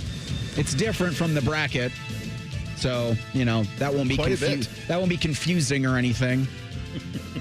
But as the well-coiffed update anchor just told you, the top 4 shakes out Ohio State, Indiana, Texas A&M, and Alabama. We'll go to number 5, the 7-1 Georgia Bulldogs. Higher or lower for UGA at number 5. Let me ask you guys a question before we get into this. Where are you on best versus most deserving? Because one of the things that they talked about a lot last night was a reliance on the coaches in the room and the eye test. What they saw with their eyes. That's not something that's measurable. Right? Which is what makes our sport so great, because it's all subjective. But where do you, when you guys put together, if I asked you to put together your top 10 teams, I think Bake's doing it right now. If I were to ask you to put together your top 10 teams, how would you value what's most important to you? Eye test, best, most. So eye test and best is the same, or most deserving. I would say it's most deserving for me because I think the games themselves have to matter, and the numbers next to the teams that you beat, that has to matter. So for whatever you think about Texas, the fact that they were number 1 to start the season by a decent margin, and Ohio State won that game, should absolutely be a mark on the Buckeyes' resume. Mm-hmm. And not something where you look back and say, wow, look at what happened after that. Well, it's now look at what Texas is. Mm-hmm. Now look at what you think Texas is. Now look at what the voters think Texas is. Now look at what the coaches think Texas is. Yeah, most deserving, I think, will put you in the best position for the best games come CFP time. So in this format, to me, I want the 12 best teams. It's why I've said no automatic qualifiers. But I also think there's a component to that of winning your games that make you the best teams. Like, you could say athletically that Penn State is better than Virginia. Yeah. But on the field is telling me otherwise. Like, you could say that Texas athletically is the second best team in the country behind Ohio State. Mm-hmm. And I think you could make an argument for that. But what we've seen on the field tells us otherwise. Yeah. So I do want the best, but you also can't be considered one of the best if you have 3 losses. I asked the question because I don't think that there is a true answer. And even if you are somebody who says most deserving versus best, you also have to acknowledge that all these conferences aren't created equal. And the schedules that you play are very different. This isn't the NFL where everybody plays a balanced schedule. It's all engineered that way. These conferences have different objectives. These conferences are different from a talent standpoint. It would be something if you had a combination of polls and metrics that was together in a format that would deliver a non-subjective result. They actually had that. It was called the BCS, and it worked. Actually worked. Worked pretty good. Wasn't just a bunch of dudes in a room believing what they see. So to go to your question of higher or lower, I don't think Georgia's the 5th best team in the country right now. They have a ton of talent, but they are not, to me, and I know they beat Ole Miss, and this is the thing that's hard. Ole Miss lost at Georgia by a touchdown, but I think Ole Miss is a little better than Georgia, even though it happened and the game was played on the field. So what do you do with it? That's the critical thing. So I would probably have Georgia down just a little bit. I'm not sure if Georgia played Oregon right now, I think I'd take the Ducks in that game. And Oregon doesn't have a big metric point to lean on. They're going to get them over the next month. But my eye test and what I believe, I think Oregon's a better team than Georgia. So I would have the Ducks ahead of them. So I would have Georgia down a little bit. So, Bo, in mine, I do have Georgia 5. I was with you on Oregon in them being better than Georgia until the Wisconsin game. And I understand everyone has a clunker and they still won, but seeing the way Ohio State dominated Wisconsin and seeing the way Alabama handled Wisconsin and then seeing Wisconsin just give Oregon that much trouble made me believe. And listen, Georgia has not beaten anybody by a large margin this year. They haven't blown anybody out. But I also remember a certain team in 2002 that was the same way, and somehow they just kept winning. Now, I understand Georgia does have a loss. They lost to Alabama, but they keep beating everybody else somehow. So I still believe that they're right now. I have them ahead of Oregon in mine. So they won at Auburn 20-10. Is what they did. Now they should have beat Florida. It was worse than 24-20. They took a knee. Should have been. It really would have looked 31-20. They're at Mississippi State this weekend. Then they get Texas. So you're going to figure out what they are. I had Oregon 5 on mine though. For the exercise, I had Oregon 5, and I had Georgia 6. We'll go to 6 in the College Football Playoff Committee's first rankings. It's Ole Miss, 7 BYU, 8 Texas Tech, 9 the aforementioned Oregon Ducks, at 10 Notre Dame. Higher or lower for the Irish at 10? Ari, who was on with us yesterday, went off a little bit on the misranking of the Irish and the benefit of the doubt that they're getting. And I think he might have a little bit of a point. They lost a little bit of a point. I think this is kind of the spot for them because they are elite running the football. CJ Carr's been really good. Their defense is pretty good. Their 2 losses come on the last play, literally, and basically the last play with Miami and Texas A&M. They've handled everybody since. So for me, I had the Irish 10 as well. So for me, this is the sweet spot. This is right where I have them. And they're going to get in because they're going to win out. They're going to be 10-2, and they're going to get in. And they'll probably host a game, honestly. So I understand those points on Notre Dame. I do get it. And I'm definitely a win your game type of guy. I have Notre Dame 9th in mine. I feel CJ Carr is really good, and I think Jeremiah Love and the other running back are really good. I believe in their head coach as well. And those 2 losses were to 2 teams that were ranked high when they played them. And they gave both of them everything they could handle. And those were also CJ Carr's first 2 starts. First 2 starts, yep. So I have Notre Dame 9 here. I think they're winning out, and they're getting in regardless. Do you guys think Notre Dame's the best 2-loss team? So that's Notre Dame, Texas, Oklahoma, Utah, Vanderbilt, Miami, who they did lose to, USC, Iowa, Michigan. Like that's the group. We know they beat USC. They beat them head-to-head. But Miami did beat them, to be fair. Miami did beat them. Because Oklahoma's different with a healthy John Mateer. So I guess no, to your point, I think Oklahoma, healthy John Mateer, is the best 2-loss team. I think the argument, and I understand what you're saying about Mateer, Reese, I think the argument right now is between Notre Dame and Texas. and I would give Notre Dame a slight edge in that because we just haven't seen the consistency from Arch in the Texas offense. But if you get the Arch you got last week, I go back and forth on Notre Dame, I feel like every week.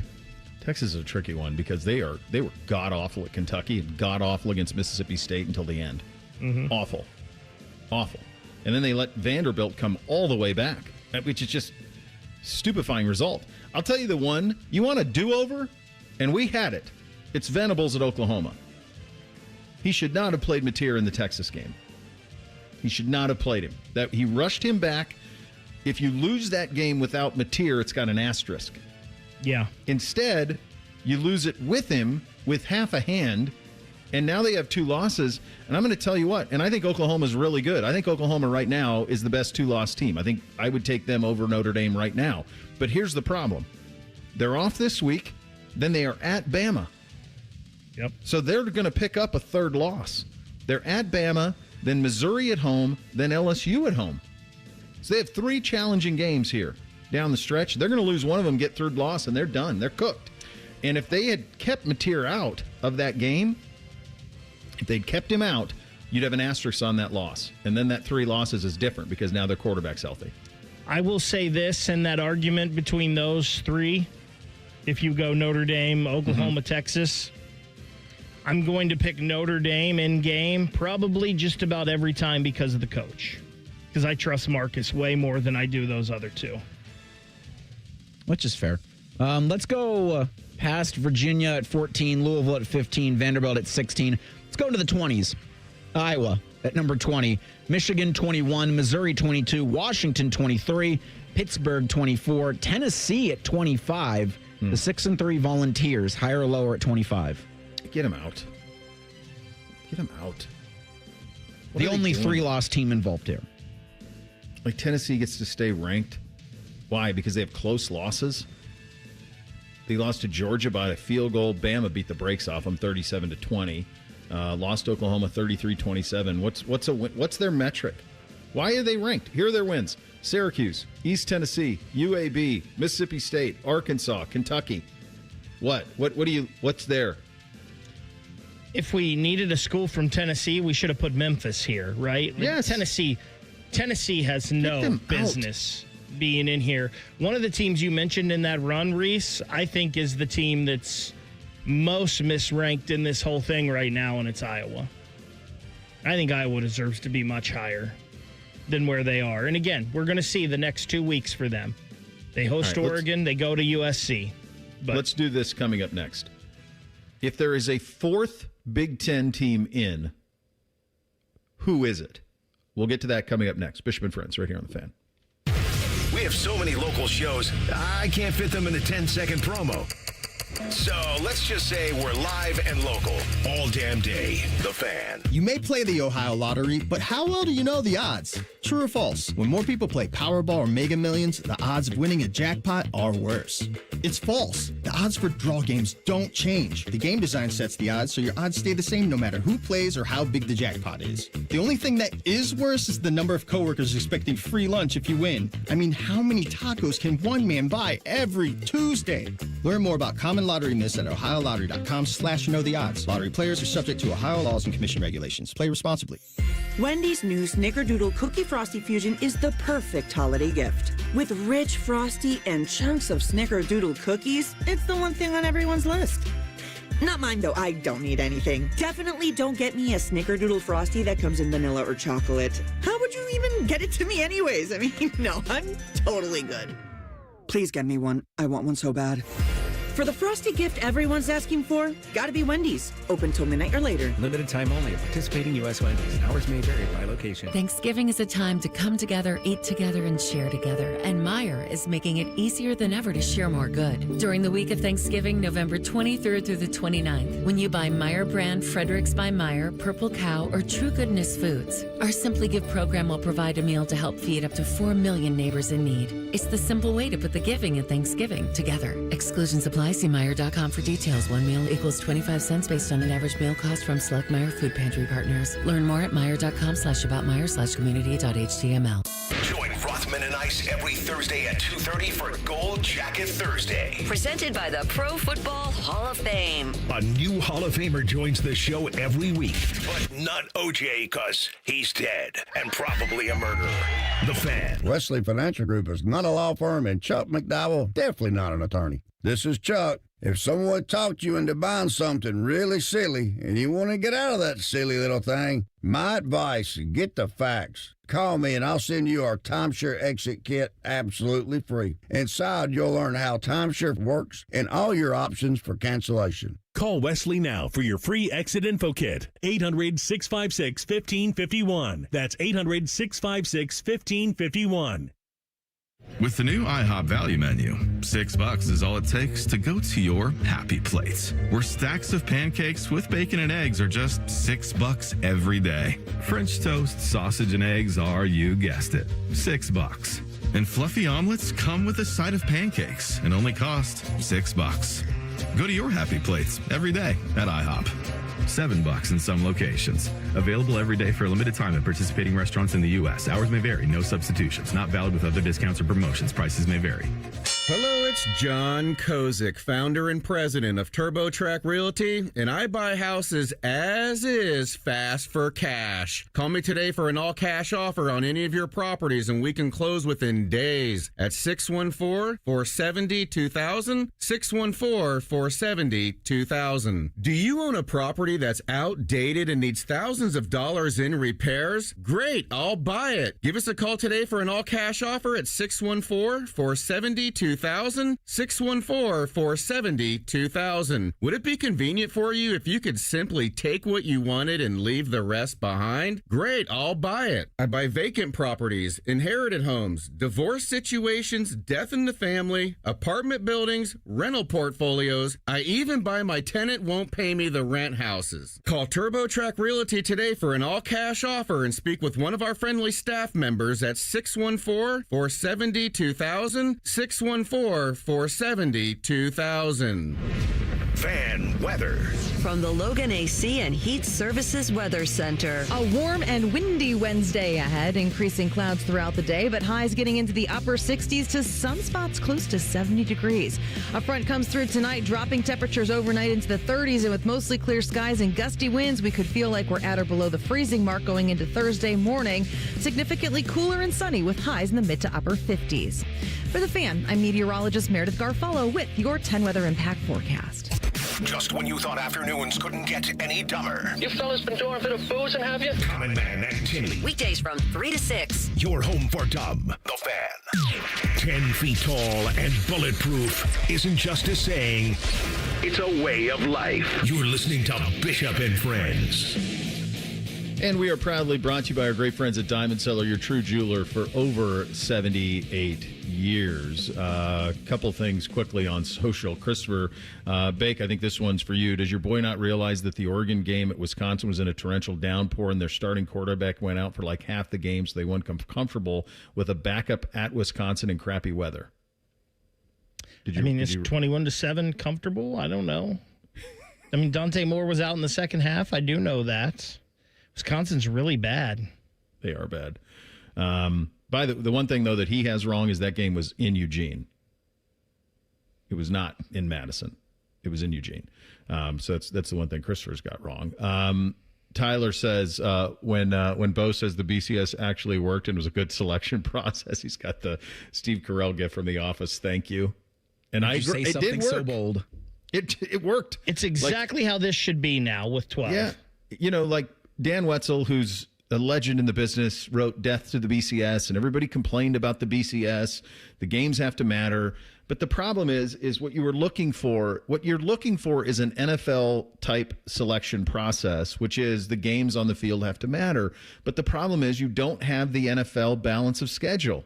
You don't. These guys don't all row in the same direction. So it's a completely subjective process. What the BCS did was take a portion of the subjective process and then couple it with metrics like strength of schedule, quality wins, losses, all of those things. It's in an imperfect world, it was as close as you could get to an unbiased process. And I think what you're saying about the BCS now, what we've said over the past couple of weeks, months, years, will be even more true when you expand this thing. Because you look at the playoff now, you look at like the first round games that we had talked about earlier in the program, any of those legitimate national championship contenders, maybe one or two, but then you go through 16 teams. And then if you want to do what Petiti wants to do in 24 teams, you got to take people out of this thing. If it gets to that many people, that many teams in a playoff.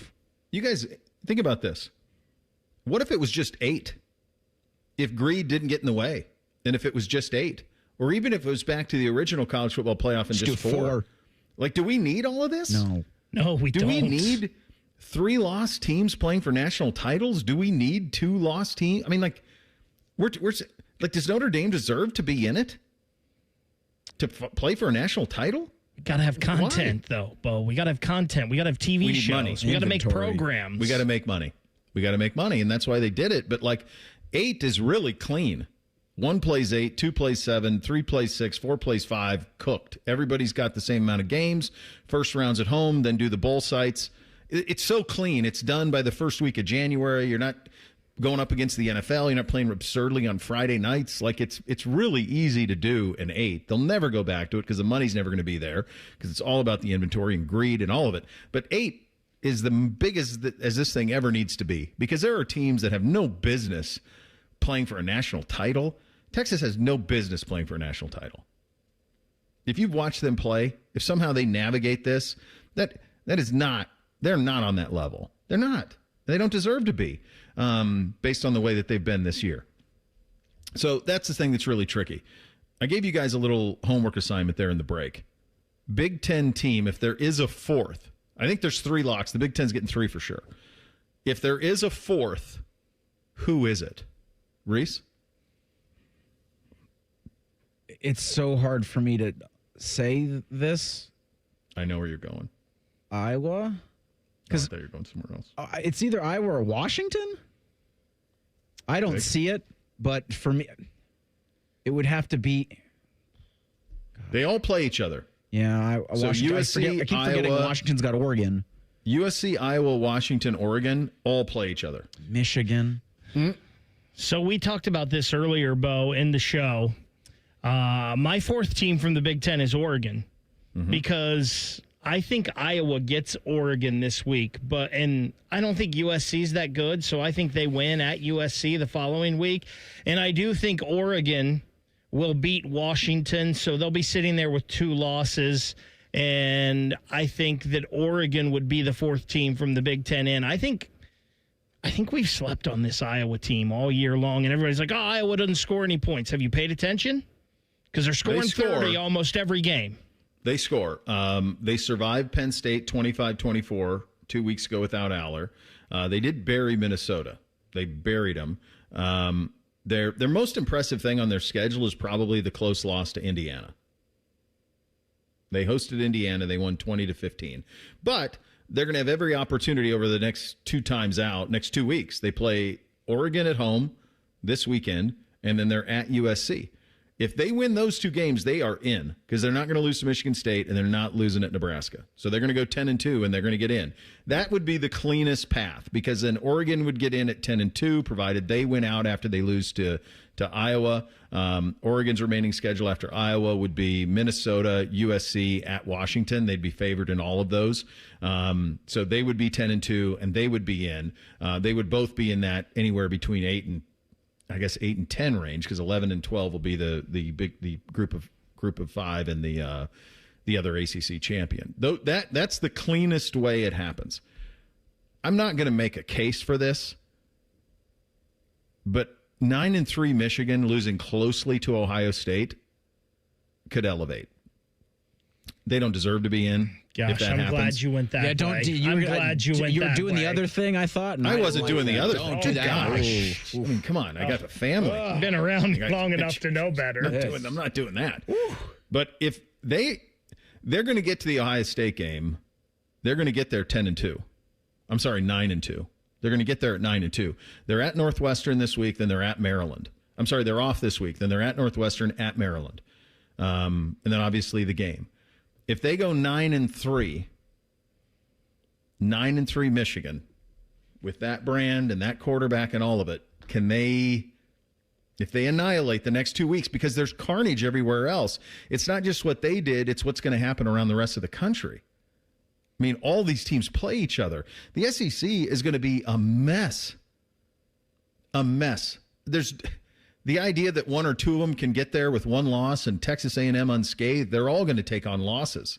They just are. The separation isn't there. The parity's there in that league. So Michigan is a team to watch. What Bake laid out is the cleanest. Iowa beats Oregon. They both win out. They both go 10-2, and they're both in. That's the cleanest way possible. If Oregon beats Iowa, then it gets really messy. Because as much as we like the Washington Huskies,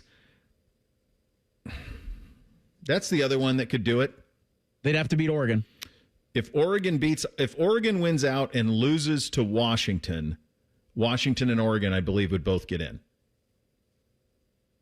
Those are your two scenarios, because Washington is off this. They're at Wisconsin this week. Then they got Purdue, at UCLA, and then Oregon at home. So if that game, them being ranked is a big deal. So you could do it with Iowa. You could do it in terms of two losses. You could do it with Iowa, Oregon, or Washington. Those are the three scenarios. I don't really see a scenario where USC, and I've liked them all year, but they would have to beat both Iowa and Oregon to get in. And I don't think they're going to win both of those games. They'll beat Northwestern, they'll beat UCLA, but they're going to lose to either Iowa or Oregon, one of the two. That would be it. And then I think they're out of it. So the cleanest way for four Big Ten teams is Oregon and Washington, or Oregon and Iowa. You could also have USC, which is tough. You mentioned the road, but USC went out and Washington went out, and they would probably both get in. But that's unlikely. I know Heather Dinich said that she thought USC had a nice path to getting into this, and I think she was meaning if they won out that they would definitely be in. And I think she might have just been trying to argue your 3-loss Michigan point just now on Get Up, because she was talking about Michigan's path to the college football playoff hinges on how USC does the rest of the way.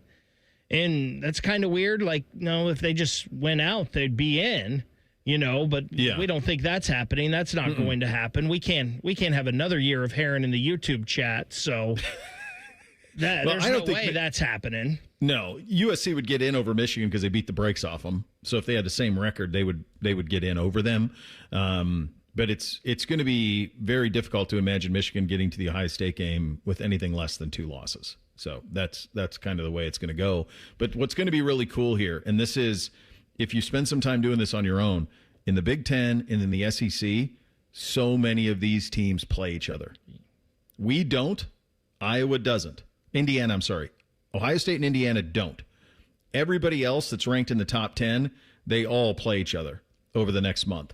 So we're just going to sit out the chaos, and we'll reconvene after the Michigan game and see how this all shakes out. That's kind of where we are right now. Jake Trotter, he observed last night as well. Get his thoughts on it coming up next. Bishop and Friends right here on The Fan. I'm Leslie from Pella Columbus. And I'm Wilson from that other window place. Wilson, we've got a problem at Pella. I like where this is going. Because of Pella's reputation and quality, a lot of folks assume that we're out of budget. Oh, I hate hearing. But we've actually got 5 awesome window lines that fit any budget, from the $300,000 to the $3 million home. And far from the most expensive. So you actually don't have a problem.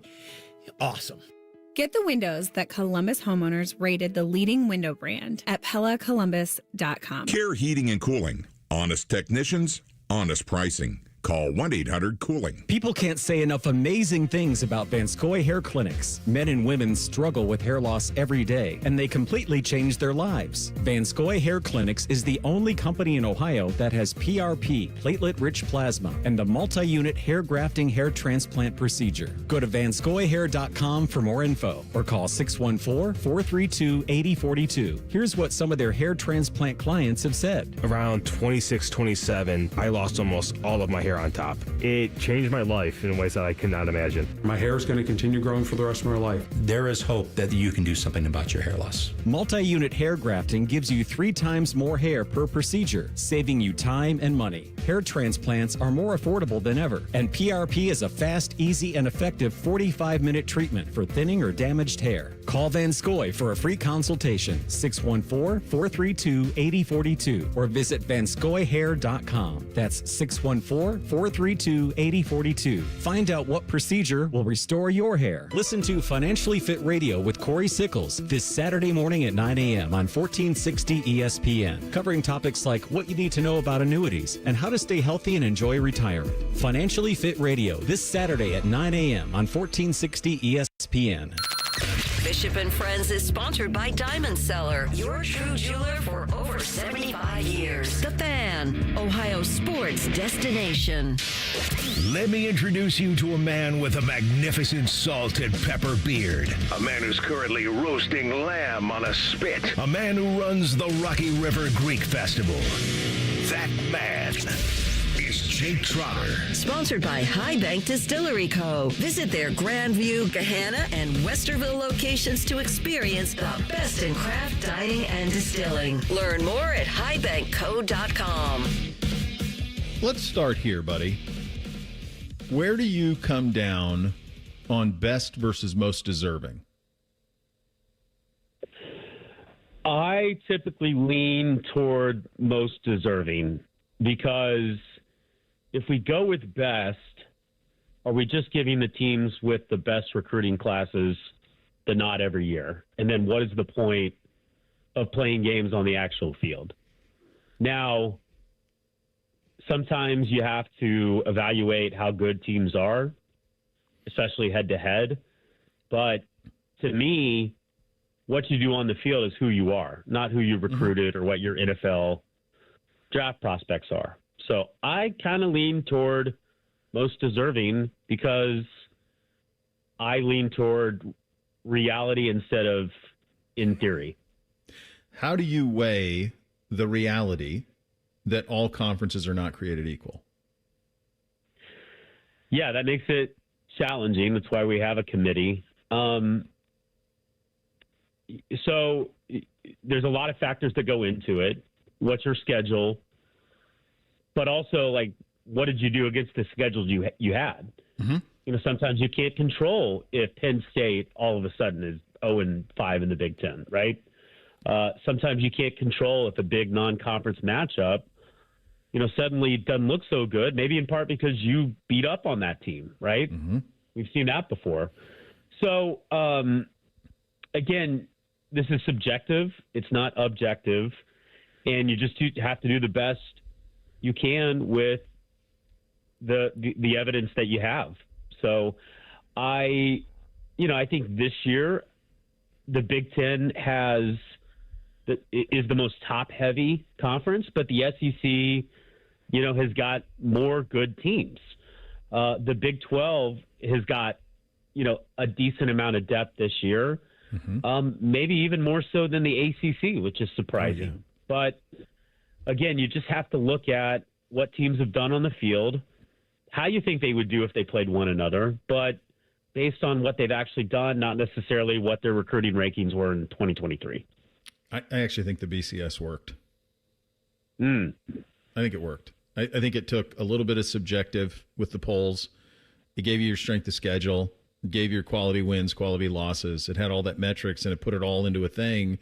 And what you would get with that you didn't have last night is you eliminate some of the subjective issue. Because one thing that jumped out to me last night watching the telecast was it felt like they were leaning a lot on the coaches in the room and what the coaches saw. So I'll bring you a team like Utah. Utah had this opportunity Saturday night to play. They were on College game day, right? Then they played Saturday night against a ranked team, kind of unopposed. At kickoff at midnight. It was late, right? Right. But it was a lot of people were watching the World Series, which went into extras. So if you were like me and you had two TVs on, that was on one of my screens. And Utah buried Cincinnati.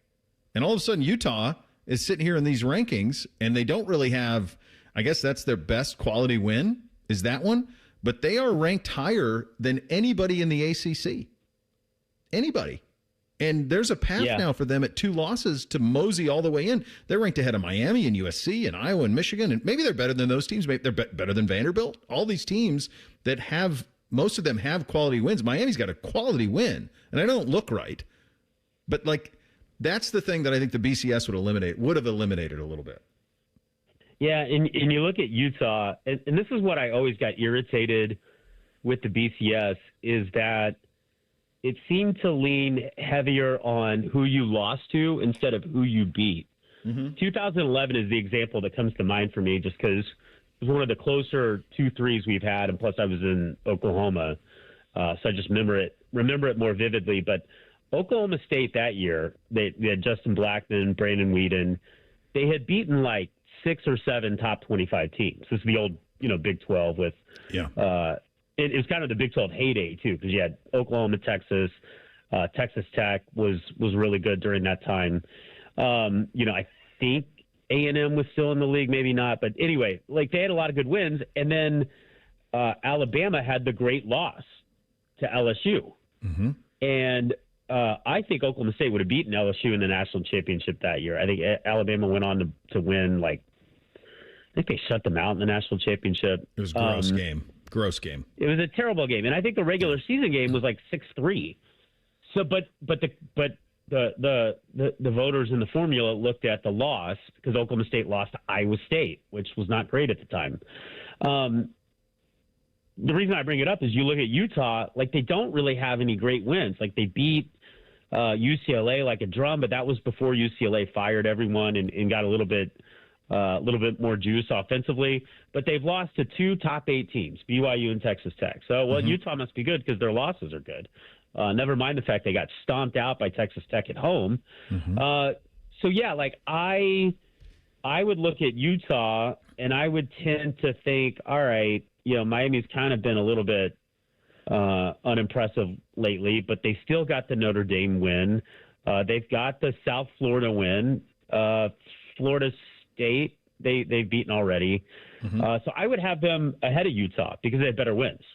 But you're right. Like, it again, this is completely subjective now in the hands of the committee. And my guess, having done one of those mock committee rooms before, I was in a hilarious room, by the way. It was like Orlovsky and Sean McDonough, who just wanted to get out of there. He's like, let's just vote.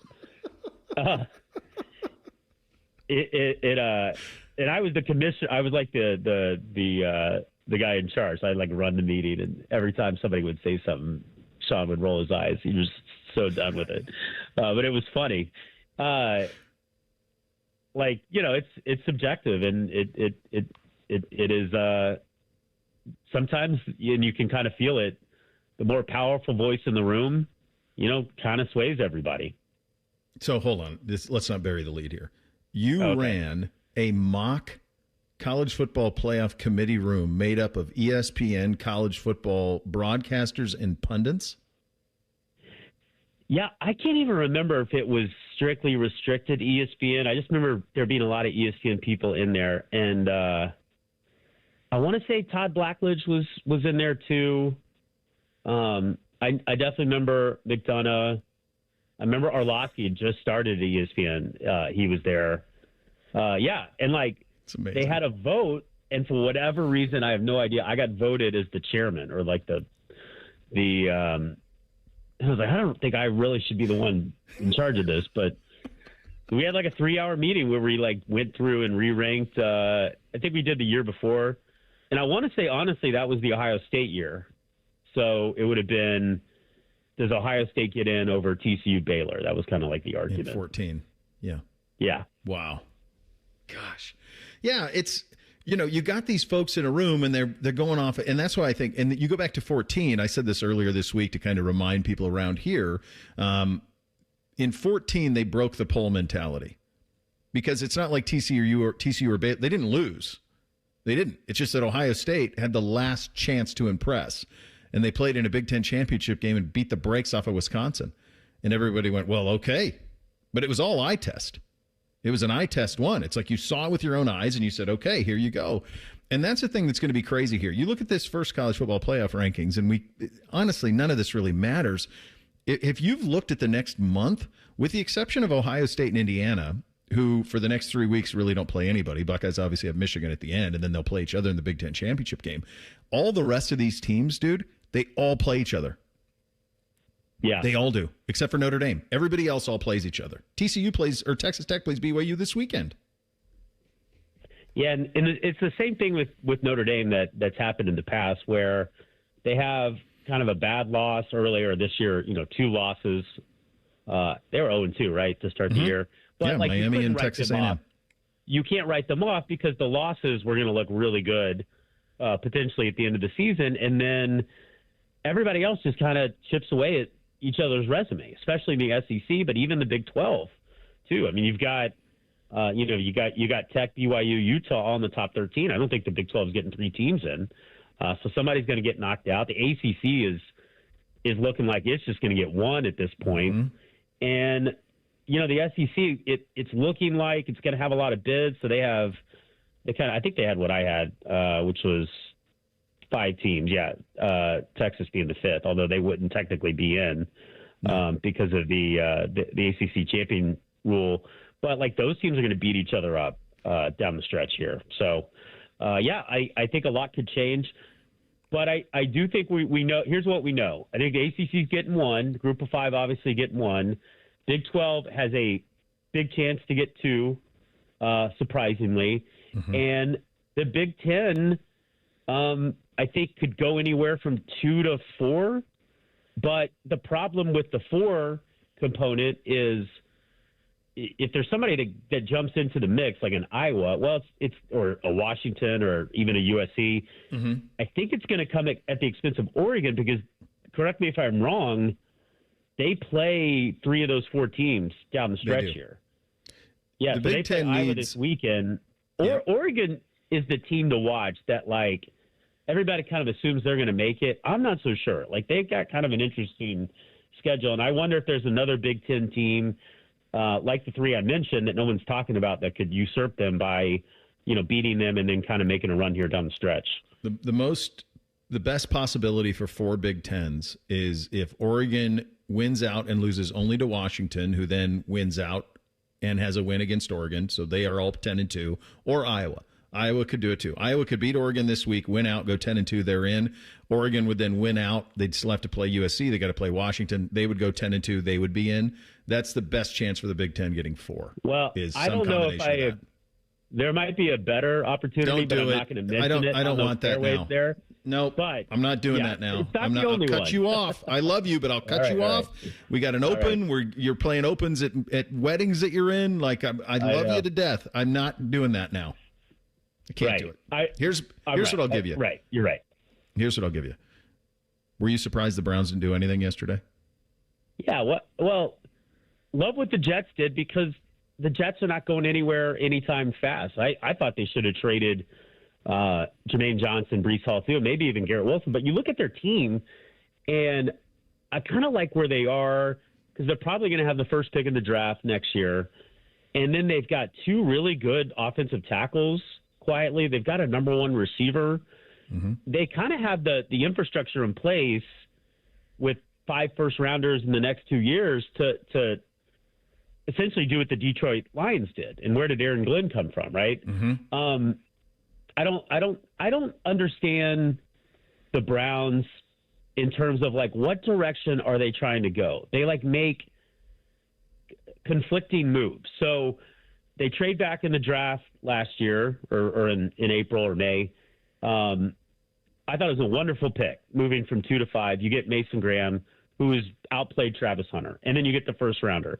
But that's a move that signals we're rebuilding, which is they should be. But then you don't trade Myles Garrett. You sign him to this extension, okay? Then you bring in Joe Flacco and Kenny Pickett, give them the bulk of the reps in training camp. Then you don't have either one of them 3 weeks into the season. Now you're playing rookies, so now you are rebuilding. But then at the trade deadline, you don't trade David Njoku or Jerome Ford or whoever else to get some draft capital. I don't think they can pick a direction, and I think part of the reason is the ownership is so focused on the stadium and having a good team and star players for that stadium, it's impacting moves that I think they otherwise would make that would put this team in better position long term, because they are so far away from making the playoffs right now, in my view. Now, listen, you draft a Jaden Daniels, who knows what could happen, but I don't know that guy's going to be in the draft in 2026.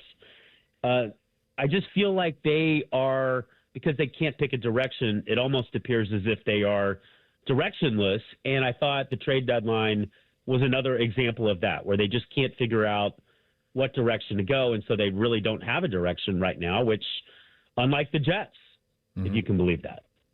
Good stuff, buddy. Good talking to you as always. Right. We'll do it again next week. See you go. All right, there you go. Do a little thing or not a thing. Up next, Bishop and Friends right here on The Fan. We have so many local shows, I can't fit them in a 10-second promo.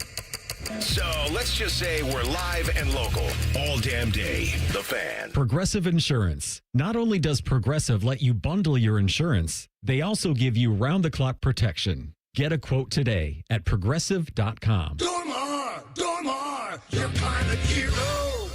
Picture it, your holiday table, the family cooking together, the scent of golden brown bread, rosemary from roasted potatoes, and a salad so crisp it snaps. This season at Kroger, make the moments that matter possible with quality that's affordable in every aisle. Kroger, fresh for everyone. Save big on eggs. Right now, 18-count cartons of large grade A Kroger brand eggs are on sale for just $1.99 each with your digital coupon. Kroger, fresh for everyone. Life's better with Drive My Way from American Family Insurance, because we know it's more than just a car. It's your escape pod, your adventure mobile, your memory maker. And we help protect the dreams that drive you. Personalize what you pay for auto insurance and you could save between 5 and 20%. American Family Insurance. Get a quote and find an agent at amfam.com. Products not available in every state. Unsafe driving behaviors may increase your rate. Visit amfam.com to learn more. American Family Mutual Insurance Company, SI, and its operating company, 6000 American Parkway, Madison, Wisconsin. Make your list, check it twice, and shop smart this holiday season. Open a Visa at Kemba Financial Credit Union and add some jingle to your wallet with $150 cash back after your first $1,500 spent within 90 days. Apply at Kemba.org. Restrictions apply. Offer ends 12/31/25. Morning, Zoe. Got donuts. Jeff Bridges, why are you still living above our garage? Well, I dig the mattress, and I want to be in a T-Mobile commercial like you. Teach me, Saldana. Oh, no, I'm not really prepared. I couldn't possibly. At T-Mobile, get the new iPhone 17 Pro. On them, it's designed to be the most powerful iPhone yet and has the ultimate pro camera system. Wow, impressive. Let me try. T-Mobile is the best place to get iPhone 17 Pro because they've got the best network. Nice, Jeffrey. You heard them. T-Mobile is the best place to get the new iPhone 17 Pro on us with eligible trade-in in any condition. So, what are we having for lunch? Dude, my work here is done. 24 monthly bill credits on experience beyond for well-qualified customers plus tax and $35 device connection charge. Credits end and balance due if you pay off earlier. Cancel. Finance agreement iPhone 17 Pro 256 gigs, $1,099.99 and new line minimum $100 plus a month plan with auto pay plus taxes and fees required. Best mobile network in the U.S. based on analysis by Oak Cliff Speed Test Intelligence data 1H2025. Visit T-Mobile.com. Morning Juice. Real football talk. Just two guys who aren't afraid to say what needs to be said. And that's how she wrote. Sponsored by Riverside Bank of Dublin. Now streaming mornings on YouTube and 10 TV Plus. Attack and dominate. Dormar, you're kind of hero. When your furnace or air conditioner is broke, we come out that same day. Dormar, home the Tin Man. This is Jeff for Tri-State Men's Health, where we've successfully treated thousands of men for low testosterone and helped them feel like their old selves again. Please take a moment and listen to how we helped Tom. Hi, my name's Tom. I've been a patient at Tri-State Men's Health, and I'm being treated for low testosterone. I didn't really notice the issue of just the energy and feeling slow in the middle of the day and waking up feeling as if I hadn't even gone to bed. When I walked into Tri-State Men's Health, I was extremely impressed from the get-go with the results of the treatment. I wake up in the morning now with clarity. I have had more energy in working out. I definitely have increased my strength. I would say that if there are men out there who experienced some of the same problems that I did with inability to sleep well and waking up without feeling refreshed and having your energy flagging throughout the day, go see Tri-State Men's Health. It's changed my life and it'll change yours too. Thanks, Tom. Call 800-900-9654 or go to tristatemenshealth.com. All your favorite fan shows are available when you want them. Head to 971thefan.com and hit that subscribe button. The Fan, Ohio sports destination. The friends are the guests and listeners. Reeser and Baker just work here. Back to work. Back to work.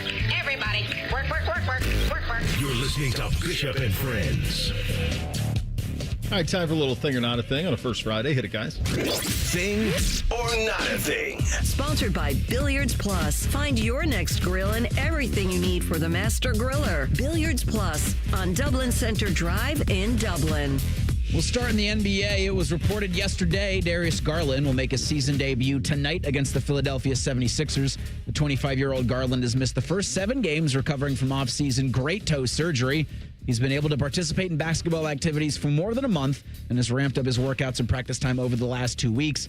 Cavs have also been without Max Strus and center Jarrett Allen, as well as backup guard Sam Merrill, who was in Garland's absence next to Donovan Mitchell. Cavs are 4-3 this season. They head into Wednesday's game against the Sixers with the league's 26th ranked offense. Cleveland's going to debut their retro court and wear the 2003 Classic Edition throwbacks. Thing or not a thing? These are the navy blue ones, right? Yep. Yeah. That's a clean uniform lineup that they had in those days. I think this is where the Cavaliers are. Just be healthy in March and April. It'd be great to have him back. Beamsy will be at the game. I was telling the boys earlier, the Cavs do this really cool thing for communities if they want to, where they do like a youth night. So in our community, the 5th and 6th grade teams will get to play on the Cavs court this afternoon. They will have their names introduced like they're Cavaliers. They'll play on the court, and then they'll be like first in line for autographs. It's really, really cool. And so they'll be there. It should be a fun game. So I'm happy for them that they're able to have that and that Garland will play. But big picture-wise, I don't think it's a thing. Because for them this year, it's really all about the playoffs, and all you got to do is get in and then try to do damage. And they last year, and it's not like they made it a point to start whatever they started 15-0 or whatever, but they did, and they were playing their best basketball in October and November. They want to be playing their best basketball in March. So I don't know that any of this really matters until you get to there with them. First thing, cool thing for Beamsy. Happy for him tonight. That's going to be a blast for him. Hopefully that's something he'll remember for a long, long time. Yeah, I don't think this is that big of a thing because the season is so long. And for the Cavaliers, this isn't about number 1 seed. This isn't even about home field or home court advantage. This is about winning it all for them this year. Now, would those things help? Sure, they would help. But for them, it's just get in and what you can do in the playoffs. It is a thing that they've got so many injuries early on here, so any kind of abled body will help the Cavs right now. Yeah. We'll stay in the association. In the second half of last night's game between the Clippers and the Thunder, OKC's Shai Gilgeous-Alexander reached at least 20 points for the 80th consecutive game. That passes Hall of Famer Oscar Robertson for the 3rd longest such streak in NBA history. The MVP entered the second half with just 12 points, and he dropped 18 in the third. Thunder beat the Clippers 126-107. Wilt Chamberlain is first and second on the list. He had 126 and 92 consecutive 20-point games, respectively. Thing or not a thing? You know, I think it's not a thing, and this goes back to a few years ago when Russell Westbrook and all those guys went for triple-doubles. Every NBA arena has those stat ribbons in it that keeps track of where all the players are. So, like, if they're down an assist or a point, they just look up, they know exactly where they are, and they go get it.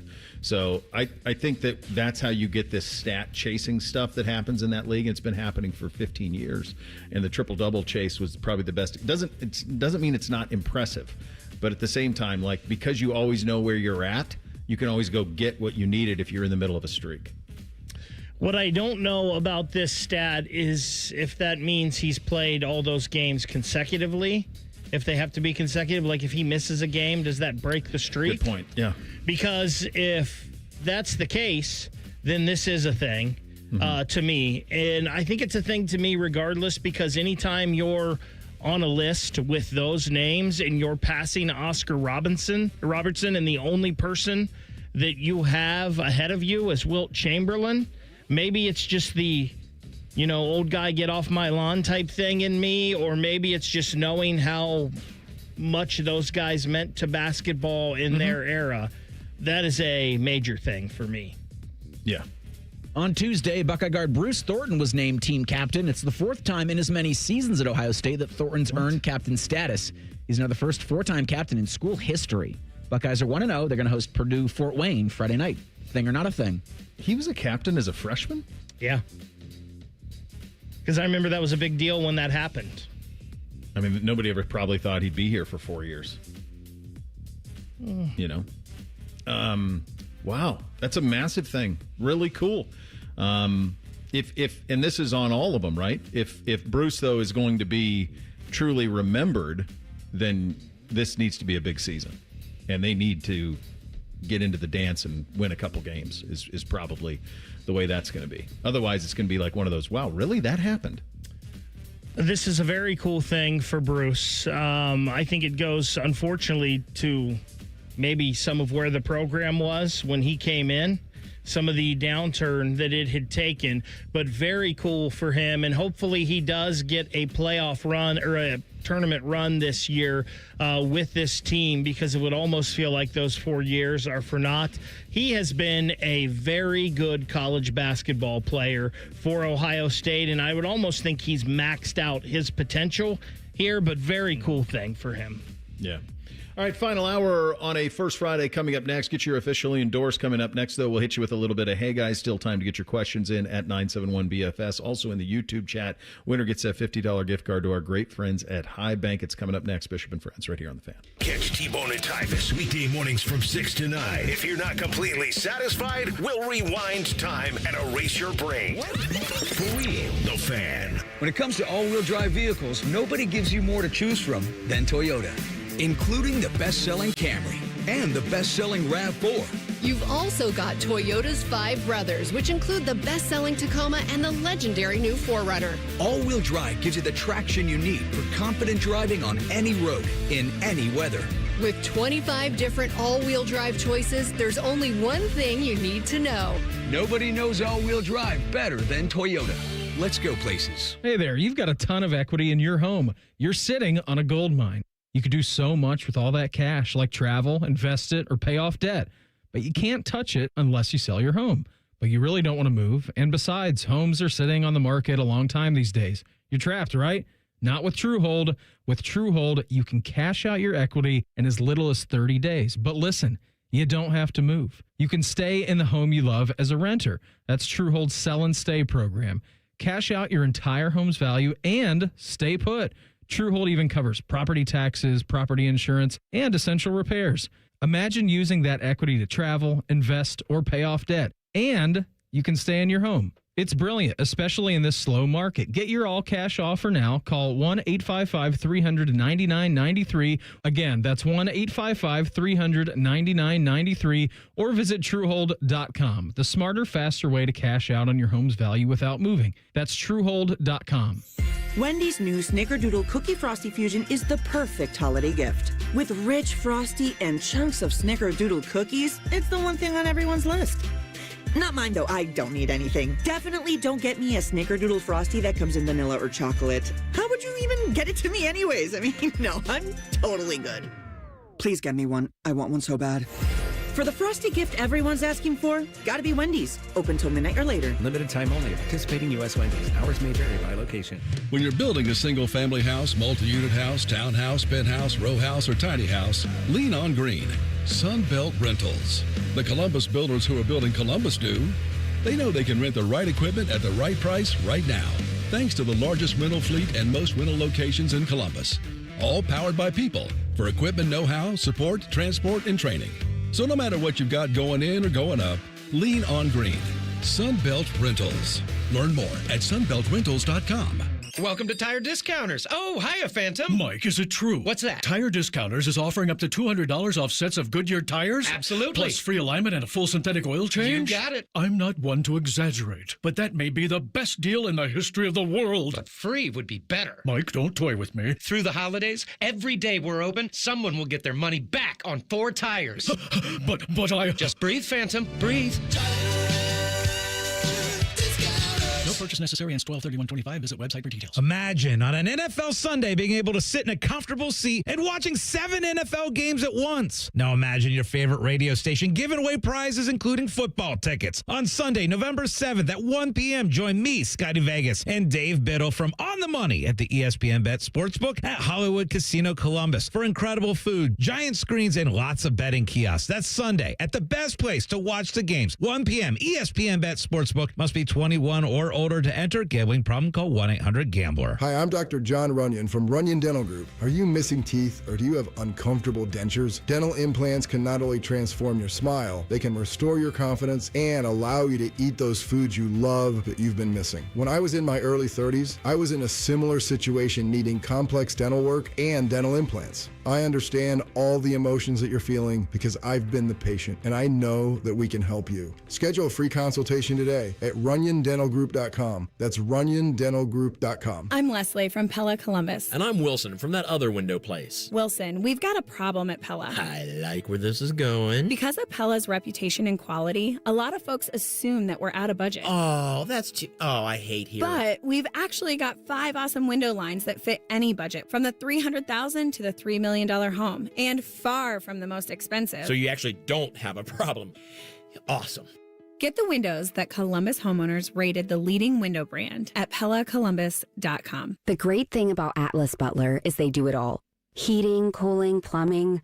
Look, I'm busy with work. I don't have time to wait around or deal with lots of people. One company, one call, and they do it all. Wonder if they'll clean out my inbox. Seriously, offer that service. Please. Atlas Butler is at your service. Call 1-800-FURNACE.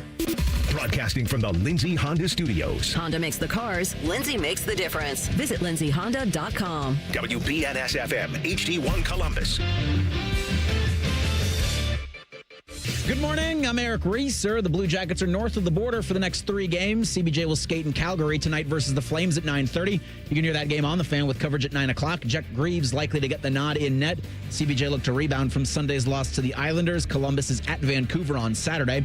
In the NBA tonight, the Cavaliers are throwing it back with a mid-2000s retro logo and uniforms. Cleveland's going to host Philadelphia at 7.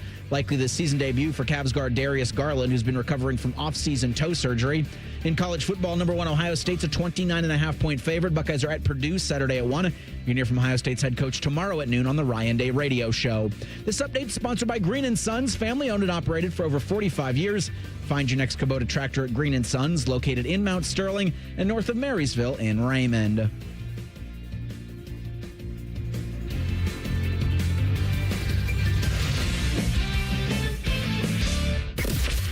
General Sherman marched through Georgia, he was listening to this show. Use your skills for good, young warrior. This is Bishop and Friends. All right, final hour here on a First Friday. Let's kick it off with a little Hey Guys. Nothing is off limits. Your participation is required. Just use the hashtag HeyGuys and ask anything you want. Do it now. Sponsored by High Bank Distillery Co. Dine, drink, distill at High Bank Distillery Co. Learn more at highbankco.com.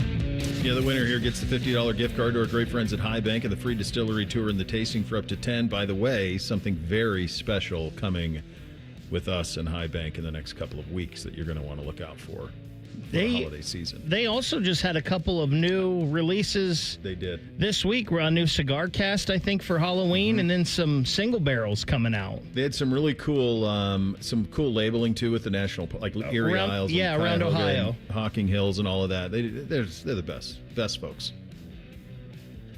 We'll take questions in the YouTube chat and on Twitter. I just saw this one pop up in the YouTube chat, and I think only the deepest questions do we really get to here. This from Steve. Hey guys, love the show. You all compliment each other as well as a Skyline three-way. Wondering which is the noodles, which is the chili, and which is the cheese. Oh my gosh. I don't know. Well, you're the noodles. Is that, I guess, the base? Yeah, you're the noodles. None of this happens without the noodles. But does any of it happen without the chili? Ooh. It's in the name. I mean, the chili's the most important. I mean, that's in the name. What do you want to be, Bo? I want to be the cheese because that's what I actually like the best. Same. The cheese is... I don't particularly care for Skyline's upper, that style. God bless you. It's just not for me. I've had it once. I had it one time, and I understand people love it. I get it. Maybe the dog would be... Maybe I should have went that way, but I did that three-way once. And... Did a three-way once, huh? Twice. Once at Skyline. But what you get is like that coagulated like cheese, and it's just such a weird...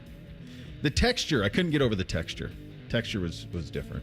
So I'm not used to having noodles in my chili and the rest of it. I still feel like that's going to end up on Common Man and T-Bone, by the way. For sure. If that show still existed. Common Man and Timmy. My fault, fellas. My fault. Yeah, I still feel like in that the noodles are the base, so that's Bo. I feel like in a Skyline three-way, the cheese, I believe it is the best part, but it also makes it aesthetically pleasing. So I think that's Reese, so then I have to be the chili. I'm fine with... That's fine. If we're going for what we like about that operation, I'm going to say I want to be oyster crackers. Because those I could eat all day.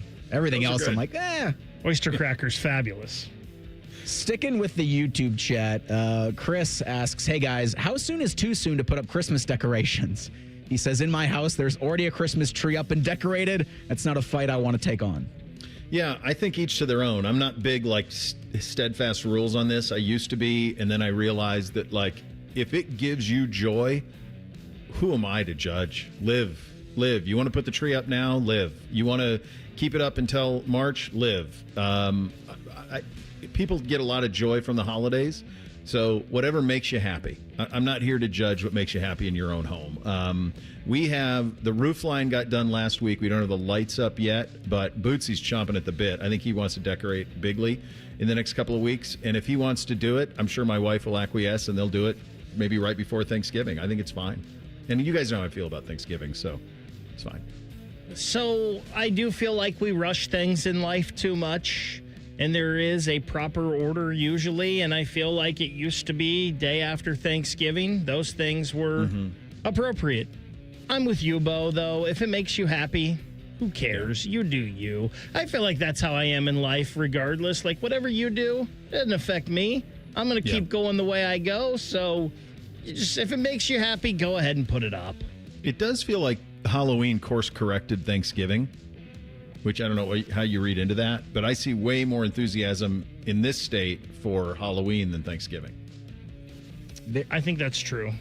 There used to be enthusiasm for Thanksgiving, but I think in the last 10 years, Halloween's almost like Thanos snapped Turkey Day out of existence, other than that day. Like, there's no real build-up to it. It's just the day. And I also think it has to do with the Ohio State-Michigan game. I want to say that was probably the correlation there, where people here just forgot about Thanksgiving because it's Michigan week, and that's all that can occupy your brain that time. I think that's it. I think that's a huge factor. Huge factor. Because my first year here, it was still before Thanksgiving. And you really felt like, okay, football season's over. Let's see where we're going bowling. But we got 2 weeks to wait.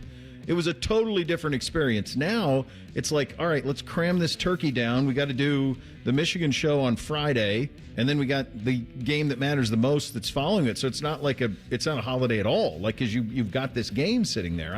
I think in Ohio that changing the Ohio State-Michigan game to after Thanksgiving took a toll on the holiday. I think that's fair. I think it did, too. I think that's a astute point out of Reese. Yep. That's why he's the cheese. Kyle asks in the YouTube chat, hey guys, I saw a stat that said NFL kickers are hitting 72% of 50-yard field goals. He asks, is it time to narrow the goalposts, or what other ideas might you have? This is it's so funny. Was it Tyler? Kyle, I was just thinking about this on Sunday as I was watching the NFL in the late window, and I was watching people line up for like 58-yard field goals, and the Jacksonville guy hit a 68-yarder. And it's down to the point where it's like, if it's over 50, it's a gimme. It's a total gimme now. And in the old days, if it was 50, it was like, okay, they're going to try a 50-yard field goal, and no one was ever going to get Jack Dempsey's or Tom Dempsey's record. Never going to do that.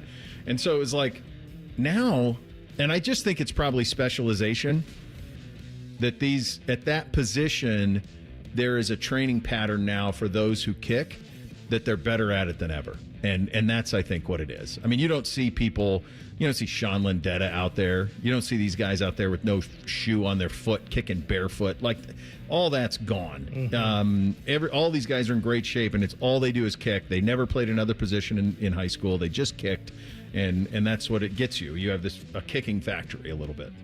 I mean, we talk about that, but yet we've got guys missing chip shots all the time, and Ohio State can't find a kicker that can hit one past 40 anymore right now. And I also I'm not about changing the game or rules for plays that we don't really use anymore. We kick 50 and 60 yarders now, but we don't kick 30 yarders because everybody just goes for everything. So I think I'm not going to change anything because we're more and more, we don't even kick field goals. We just go, why get 3? Because we could get 7 if we possibly complete this play. I was talking to Dave Zastudil about this a couple of weeks ago, former Browns punter, NFL punter, and he was a holder. Punter. He was a great punter. And he was a holder for Phil Dawson. He was a holder in Baltimore for Stover, I think. And he was saying that the ones that make them more nervous are between 40 and 49 because those are the ones that everybody just assumes they're going to make. But the 50s, it's almost like you just let it go. And he said the ones I always pay attention to is how are you from 40 to 49? Cam Little is a cheat code, by the way. Yeah. Right? I mean, goodness gracious. It's crazy. Dustin asks, hey guys, you can choose only one to go back to 1995 and play. Mortal Kombat, Sonic, Super Mario World, Donkey Kong Country, or NBA Jam. Which one and why? I was never an NBA Jam guy. I was never an NFL Street guy. Like, on the sports games, I guess that's probably why I loved, like, Super Tecmo Bowl so much, because it was 11 on 11. It was 8 plays, and in that era. And so then when all of a sudden you got Madden and all that stuff, like, and even NBA, I can't even remember what it was. I think there was Tecmo NBA basketball at that age. I was playing those games. I was never a Mortal Kombat guy. On those, I mean, I was in high school at that point, so none of those were ones that I played just sports games. I think the one that I enjoyed the most was probably Super Mario World. Did he have that as one? That'd probably be the one I liked the most now. Like, even when the boys were younger and we would play like that type of stuff, it was the Super Mario stuff that I enjoyed the most. So even when I was younger, I was never the biggest video game person, but there was nothing that I enjoyed more than going to Old Westland Mall and hitting up Aladdin's Castle, getting you an Orange Julius and taking that in Aladdin's Castle and playing some NBA Jam. Either the Charlotte Hornets with Larry Johnson and Alonzo Mourning, or maybe the Orlando Magic with Penny and Shaq. Like that. I enjoyed that a whole lot. So, yeah, I'll do the NBA Jam there. Do you think we'll ever see malls come back? No, I don't think so. That's a bummer. I mean, it's a lot of outdoor malls, obviously, but like a true mall, no. There was value in that. Of dropping a kid off at 10 o'clock and picking up at 5 and knowing that they could go get the Orange Julius, they'd go to Sbarro, you go to Aladdin's Castle, you go look at the CDs, you go to Hot Topic and look at stuff. I mean, like all that. Like, go to Champ Sports and looks at 50,000.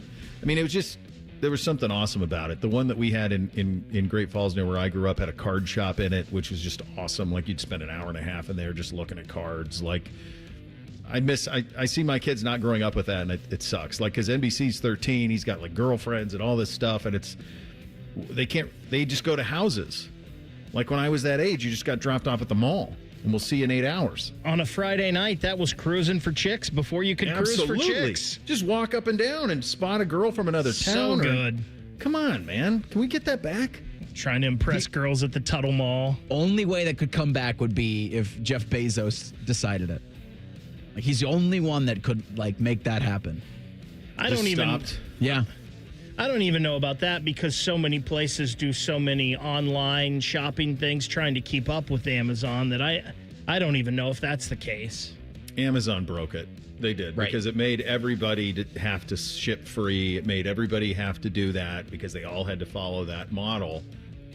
Yeah, it sucks. I'm nostalgic for it now. That was a hell of a time, man. All right, we got to pick up a winner. You got one, Big? Yeah, just because we're heading to the season, I kind of like Chris's on, is it too early to be decorating for Christmas? Wife putting up the tree already. I'm down. That's fine. Because it's funny. We just had that conversation last night. Reese? Yeah, already a tree. What a world. Yeah. It looks great in there. Black Little Friday green. sales going on already. Come on now. You got the emails? They're coming. NFL trade deadline came, and by the way, congratulations. I think it's Chris. Chris gets the $50 gift card to our great friends at High Bank, the free distillery tour and the tasting for up to 10. Home of the best blended whiskey in America, 3 years running, located right here in town. Make your reservation at highbankco.com. Drink local, drink High Bank. NFL trade deadline came and went. The Browns and the Bengals did very little. Should they have done more? We'll get to it coming up next. Bishop and Friends right here on The Fan. All the 10 TV people come over to our side of the building to take a deuce. That should tell you something about how we operate. The Fan. Dormar, you're kind of hero. Picture it, your holiday table, the family cooking together, the scent of golden brown bread, rosemary from roasted potatoes, and a salad so crisp it snaps. This season at Kroger, make the moments that matter possible with quality that's affordable in every aisle. Kroger, fresh for everyone. Right now, USDA Choice boneless beef chuck roasts or steaks are only $5.99 a pound in the value pack with your digital coupon. Limit 5. Kroger, fresh for everyone. Looking for bold flavors and award-winning spirits? High Bank Distillery is your destination for handcrafted cocktails, locally inspired dishes, and Whiskey War, the nationally recognized whiskey. Stop by their Grandview, Gahanna, and Westerville locations this week. Dine, drink, distill at High Bank. Career changers, including veterans and active duty service members. Your transition starts here. Go from GI to IT in a matter of months. Become a certified cyber warrior with training at My Computer Career. Cybersecurity specialists are in high demand, offering IT pros great opportunities and a rewarding lifestyle while protecting our people, liberty, and treasured institutions from cyber threats. Deploy your career in IT today at mycomputercareer.edu/CWP, an elite CompTIA certification partner. VA education benefits are available to those who qualify. I'm back to doing what I love and more. Thanks to the Good Feet store. Visit the Good Feet store on Polaris Parkway near the Polaris Mall or on Stringtown Road in Grove City. Walk-ins are always welcome. You have a chance to win a beautiful new custom home or cash prize this holiday season with a Home for the Holidays raffle. And help make wishes come true for Make-A-Wish Kids. One lucky winner will be announced on December 24th, so get your $100 ticket now. Just visit ahomefortheholidayscolumbus.org to buy your tickets. That's ahomefortheholidayscolumbus.org. Terms and conditions apply. Ryan Day's Buckeyes are back on the road for a Big Ten battle with Purdue, and Drew Brees has no eligibility left. Live fan coverage starts Saturday morning at 7:30 with the Kick at 1. Your home of the Buckeyes, The Fan. Dormar, you're kind of hero. When your furnace or air conditioner is broke, we come out that same day. Dormar, home the Tin Man. And now, Public Education Matters with Ohio Education Association President Jeff Wensing. As educators, we are called to this profession by a singular purpose, an unwavering commitment to our students' learning, well-being, and potential. That means using our united voice to stand up for the fully funded supports and resources our students need to succeed. Stand with us to create the great public schools every child deserves. Public Education Matters, brought to you by the Ohio Education Association. Hello, it's John Kozik, founder and president of TurboTrack Realty, and I buy real estate as is fast for cash. Give us a call today for an all-cash offer at 614-470-2000, 614-470-2000. I buy vacant properties, inherited homes, divorce situations, death in the family. I even buy my tenants won't pay me the rent houses. Give us a call today for an all-cash offer at 614-470-2000, 614-470-2000. Fan weather. From the Logan AC and Heat Services Weather Center. A warm and windy Wednesday ahead, increasing clouds throughout the day, but highs getting into the upper 60s to some spots close to 70 degrees. A front comes through tonight, dropping temperatures overnight into the 30s, and with mostly clear skies and gusty winds, we could feel like we're at or below the freezing mark going into Thursday morning. Significantly cooler and sunny with highs in the mid to upper 50s. For The Fan, I'm meteorologist Meredith Garfalo with your 10 weather impact forecast. Question from a listener: do you dopes ever get tired of talking about Ohio State? No. The Buckeye Show. Weeknights at 6. The Fan. With friends like these, who needs former college football players? This is Bishop and Friends. I really couldn't shake that the whole break. How much I miss the mall for my kids. In the traditional sense. Now, is it because you want them to have had that experience that you did, or you want them the hell out of the house? Lethal combination of them both. Yeah. I guess.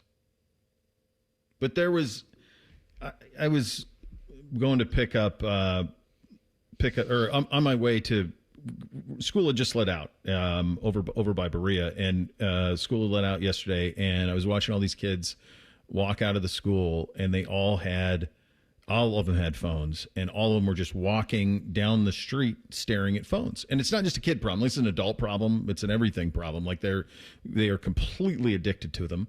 And the thing that the mall conversation that we just kind of stumbled into there is like the greatest example of get off my lawn. It was just better. It was just better. There's a lot of things that are better now. I'm not saying everything back then was great. It wasn't. But that's an example of I think that it was, because it was a true social experiment. And you felt completely safe dropping your kids off. Like, my parents didn't even hesitate to drop me off at Holiday Village Mall in Great Falls, Montana for 6 hours. It was 45 minutes from my house. And they just drop you off. We'll pick you up at 6. Okay, here's $20. How am I going to use it? How am I going to use the $20? Like, that was a day, and you'd meet people. I don't know where that type of social interaction is going to come from for this generation. The interpersonal. I see them trying to navigate the social apps to communicate, because they do all these things so that you don't read their text messages. So they try to do it through all the apps and the messaging. And it's like, is this life now where we just send pictures of each other's foreheads back and forth for 4 hours? Like, is this life? And it is right now for them. It's so funny, Bo. It makes me think of a conversation I had with the head coach over at DeSales it's probably 8 years ago. And every year when they would start camp in the summer, they would go to some retreat out in Newark somewhere. Nice. Where they could just get away for a while. It was just the team, and they would take the phones away from the kids. He would say, and this was 8 years ago, so it wasn't as advanced as it has gotten now with all of this. And he said it was so awkward seeing the kids try to interact with each other without their phones, because they just weren't used to it. And it's one of the things that is, with all of the great things that technology has brought, that human interaction and that one-on-one relationship, we've lost a lot of that in life because, and we're going to lose more because these kids aren't being taught that growing up. Everything is online, on a computer, on your phone, on your apps, and it's very interesting. Like, you try to go to a store and talk to a kid that's working, a lot of them are like, huh? Why are you talking to me? Of course, and it's not even efficient either. It's not even an efficient use of time. I told NBC, he's 13 now, pretty social, and I said, why don't you just call your girlfriend? He's like, what do you mean? I'm like, just call her and talk to her for 20 minutes on the phone. Why don't you do that? No, we do Snap. What are we going to talk about? Do you know what Snap is? Do you know what they do with Snap? I mean, I know you guys know what it is, but like they just send, this is how crazy it is. If you like someone, you'll send a picture of your entire face. If you think someone is just someone that you want to keep a Snap streak with, you will send a picture of like the top of your head or a wall or like a shoe or the dog. And so then you get a snap and then they snap back. And all they do is snap each other nonsense for as long as you allow it as a parent. So we just take them. We take the phones. That's always a fight. But we just take them. But I'm like, dude, you could just call your girlfriend. He doesn't have a girlfriend right now, but when he had one, call her, talk to her for 30 minutes on the phone, and forget the stupid snap. Like you're just sending pictures of each other's faces, for God's sakes, for 4 hours. This is the social experiment now. This is where we're at with our kids. Is there any, I think back to kind of and this might have been like 5 or 6 years ago, where in cell phones you could just buy whatever on the phones, like with some of the games like Candy Crush. Is there anything like that with Snapchat? I haven't used it in years. No, there is literally a game that Bootsy wants. Bootsy doesn't have a phone, but there's a game that he plays like on his iPad with his buddies, and we limit it to like 30 minutes a night. I think it's literally, I could be wrong in this, but I've heard them call it this. I think it's called like steel brain rot. I think that's what it is. And so then they'll play to each other and they steal it literally is in the title of what it is. And I was telling my wife brain rot. Is that what it is? Yeah, that's what it's called. Yeah. I was telling my wife this. She's like, why do you think, and the other thing is especially for like NBC, like they're on Instagram because a lot of that has to do with like AAU or travel lacrosse and all of this stuff. And they'll pin photos of them and all this stuff. And I'm like, she doesn't have Instagram. And I'm like, you do understand that Instagram learns your habits, learns what you like best, and then just feeds you that forever. Forever. So why would you lick up and watch 15 minutes of Commando unless I make you? When you're just getting fed exactly what you want all night.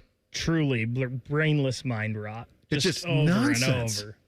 Just utter nonsense. Man, I miss malls. But while we're at it, let's bring back skating rinks and snap bracelets and all of that stuff.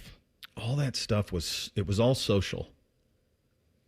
It was all social. It was stuff that you got out of the house and you got away from your parents and you went and lived, damn it.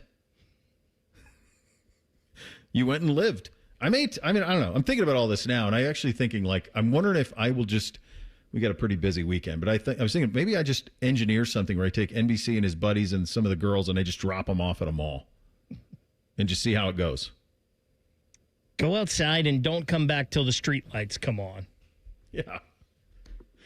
Yeah, it's a wild thing. I think it's a crazy thing that Cincinnati and Cleveland didn't make a trade yesterday. I don't understand why Cincinnati didn't trade Trey Hendrickson. I don't understand why the Browns didn't trade some of their valued players. I know Kevin Stefanski spoke earlier today. I don't think Andrew Berry's scheduled to speak anytime soon. I don't know if we're going to hear from anybody down in Cincinnati. Those two teams, and I think the big issue here is this NFL trade deadline is too damn soon. This should be in 3 weeks because right now there are too many teams in this league. I went over this yesterday. There's only 8 teams in the AFC that are over 500, and the next best are 3 and 5, 2 games under. So there are a lot of teams that are peddling false hope that they can become playoff teams over what happens over the next 2 or 3 weeks. Whereas if this trade deadline were around Thanksgiving and 2/3 of the season were over, we're halfway of the season. If 2/3 of the season were over, fewer teams would think that they have a chance, and I think you'd have more activity. Because I think what happened in Cincinnati is not winning anything. They're not winning anything. I think they can, though. They can't. Yeah. It's false hope. Yep. Same thing in Cleveland. You're not turning that around. Like it's going to be a very tough year there, and you're going to see both those rookie quarterbacks play a little bit, and you'll see if you've got one of them, and you don't have to address it. But there isn't a path for getting back into the postseason, right? You can have some wins here or there, but in terms of like trying to be a postseason team, there's not a path for either one of those teams to get there as they are currently constructed. So why not try to get some asset accumulation so that you can flip it next year? And neither one did, and I was surprised.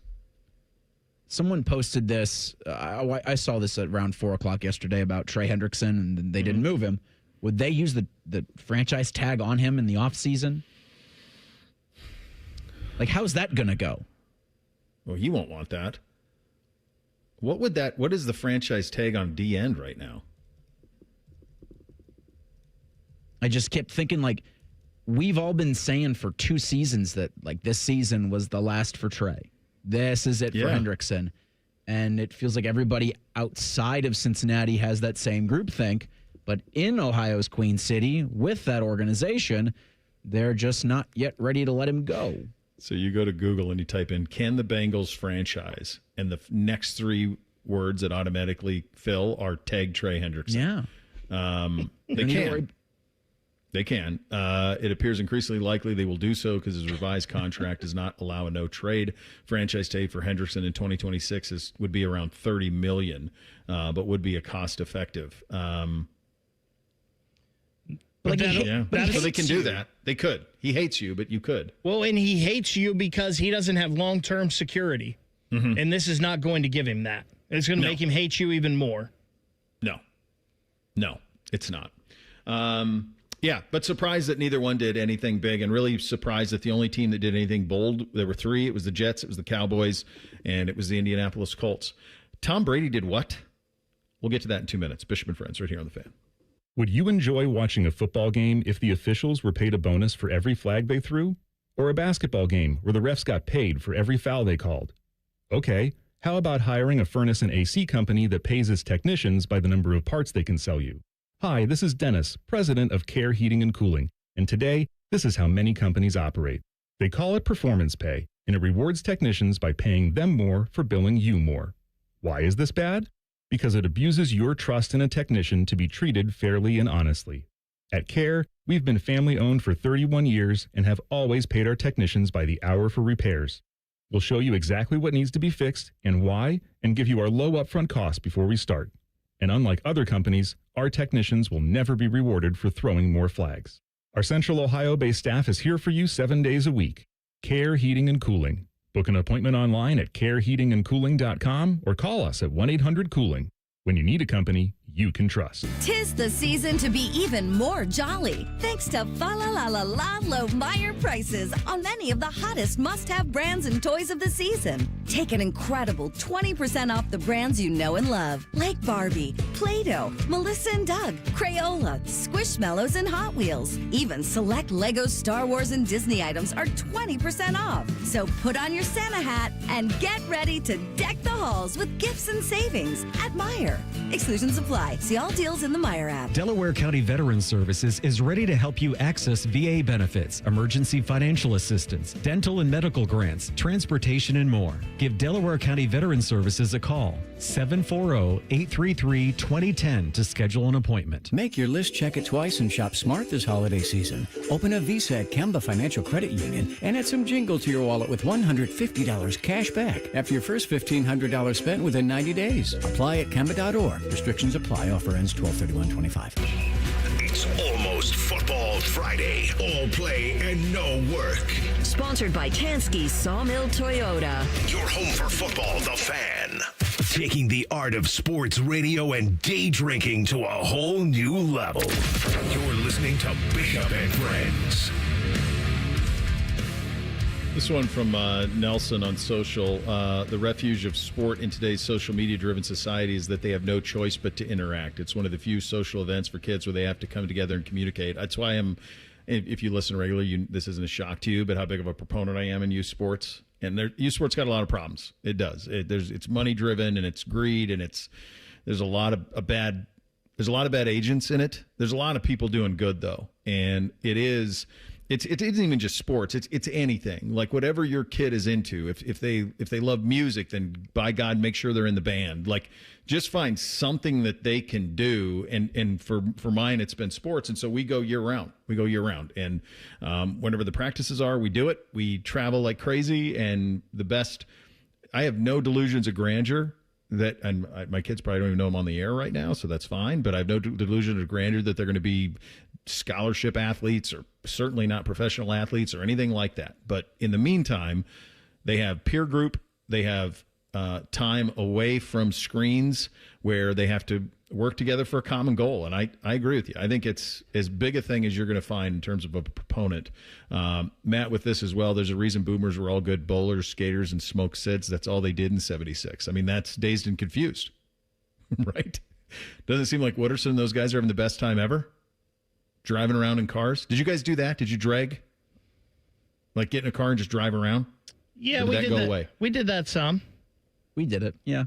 Yeah, you just drive up and down. There weren't cigarettes involved, but Yeah.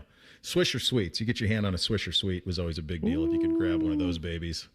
You got those from the same drive-through that in town that you knew would sell to the underage, and have yourself a time, or send your buddy that had a beard through. Send your buddy that had a beard at 14, like, hey, sorry, this is what God wanted you to do. He gave you that at 14. You're the guy. Safe to say everybody over the age of 33 had a drive-through. Oh yeah, yeah. The Swisher Sweet was a good idea till the morning. It's a great idea that night, but God. In a similar vein, you didn't realize how bad you smelled like smoke until bars quit having smoke in them, and then you went to one that still did, and you're like, oh my God, what's that smell when you woke up the next morning? It's all over me. What in the blue hell is Tom Brady doing? This story came out this morning is when I saw it. So, first of all, we don't have to know everything about you. This is one of those ones. Maybe sit this one out. So if you missed this story, Tom Brady revealed that when he lost his beloved family pet, which was a pit bull mix, he cloned that dog. He took the DNA from the old dog, and then they cloned the dog. So I got about 1 billion problems. Number one, you want a pit bull mix? There's 1.5 billion of them that need to be rescued. 1.5 billion. Ask AR. Like, go. There's plenty to choose from.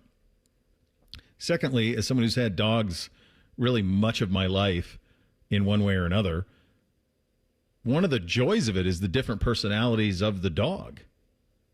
Like, that's part of it, is you have this finite time for this specific personality, and then if you want to go for another one, then I just think it's crazy, let alone the perception of this. It's just a damn odd thing to do. So when the first wave of like reactions to this came out, I wondered, like, there's got to be something else behind this because it's Tom Brady. And then I realized the bioscience company that did the cloning, he's an investor in. So what I think this was a giant advertisement for, here's what you can do now with this science company that I've got money in. And I don't know if you guys remember back in April. Okay.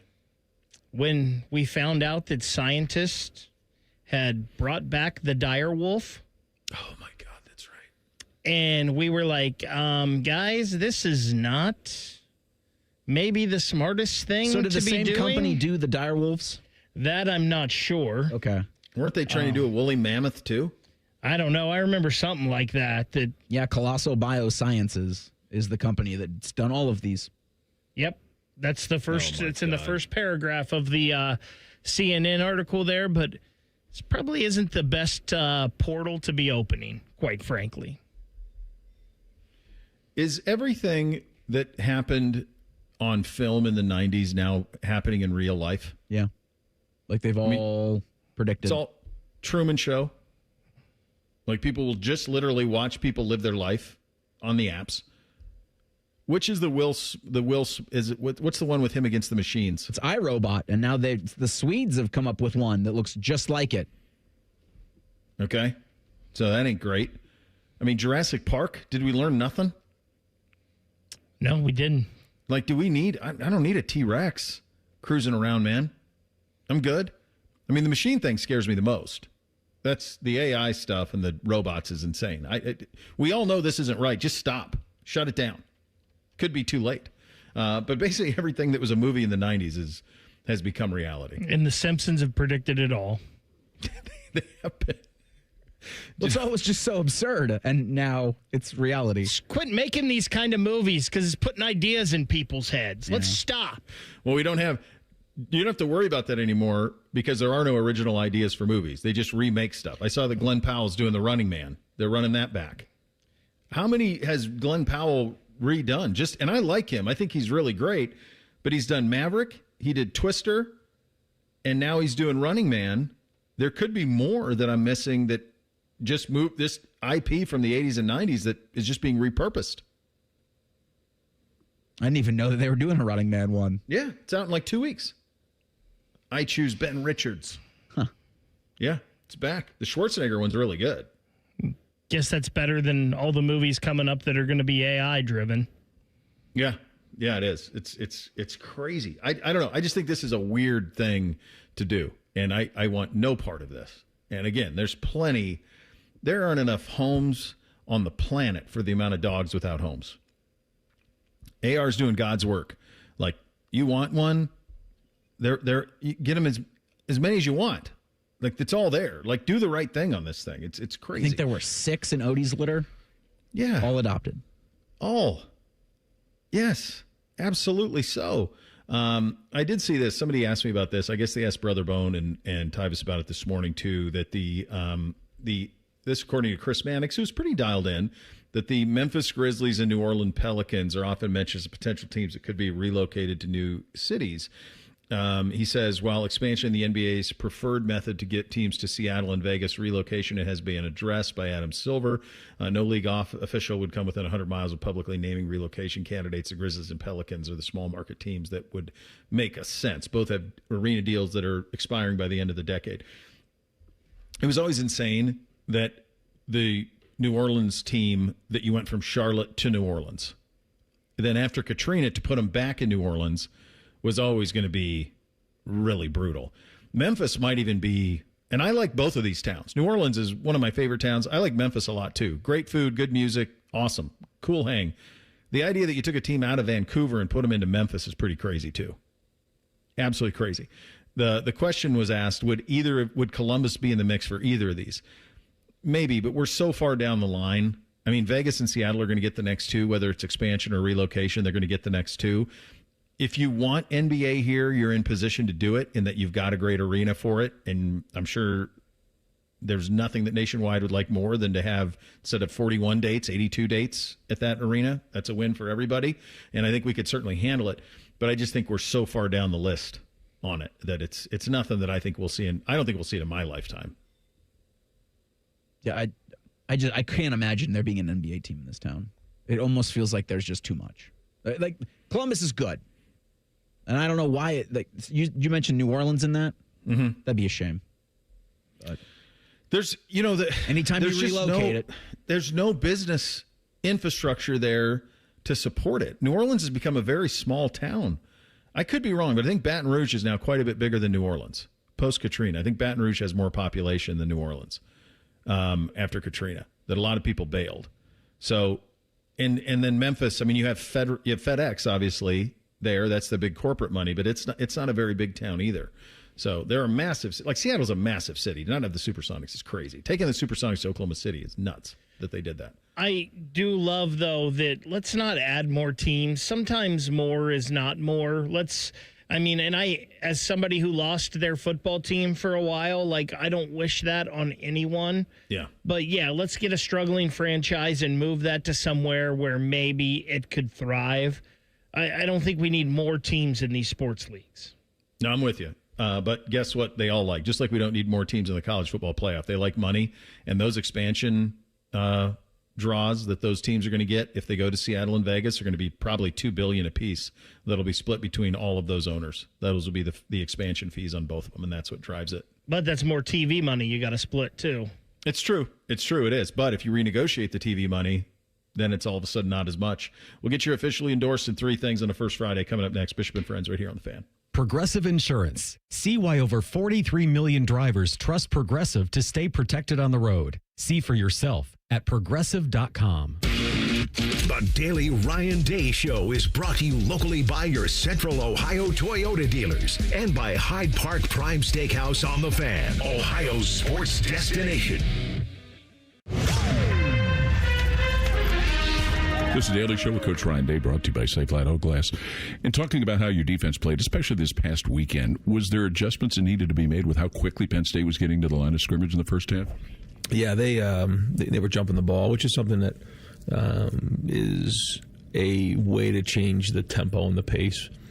Some of the formations that they were lining up in were very unorthodox, and so it forced us to make some adjustments, and a little bit of an adjustment here in terms of a formation alignment, or hopefully out leverage you because it's moving so quickly. So we just had to recognize what those things were, and I thought there was no panic on the sideline. I thought the communication was good on the sideline and in the locker room to get identified how these guys were attacking us. We knew that going in. I think we talked about it last week, that there was 2 weeks. There was going to be some things that we had to adjust to, and so that was the case. But I thought our guys did a good job of adjusting as the game went on. Okay, we'll have another comment in just a moment. Hi, this is Paul Keels. This Buckeye season, don't let a broken windshield ruin your game plan. Safelite Auto Glass makes it easy to get your windshield fixed with their mobile glass shops all over Central Ohio. They can come to you anywhere, giving Buckeye fans more time for game time. OH? Man, I love that. Schedule at safelite.com. Safelite Auto Glass is a proud sponsor of Ohio State Athletics. Safelite Repair, Safelite Replace. Buckeye fans, choose chill. Coors Light is cold lagered, cold filtered, and cold packaged for a smoother finish. It's got that crisp, refreshing taste that makes those moments when you choose to rise above the noise and choose chill even better. Coors Light is a proud sponsor of Ohio State Athletics, so crack one open and take a sip. Coors Light, choose chill. Celebrate responsibly. 2025 Coors Brewing Company, Golden, Colorado, beer. In talking about how well Arvell Reese played this past weekend, does his skill set make him kind of a unique player at the linebacker position, or maybe at any position? I think he's a unique talent just in general, but he does bring a lot of different skill sets to the table, and that's the ability to rush up front on the first level, and then on the second level, run sideline to sideline, defeat blocks. You can make a cut up just in this past game at Penn State where he did multiple things. He was on the second level playing linebacker, running the ball. He was blitzing. He lined up as a defensive end, rushed the quarterback, got a sack. So, dropped into coverage.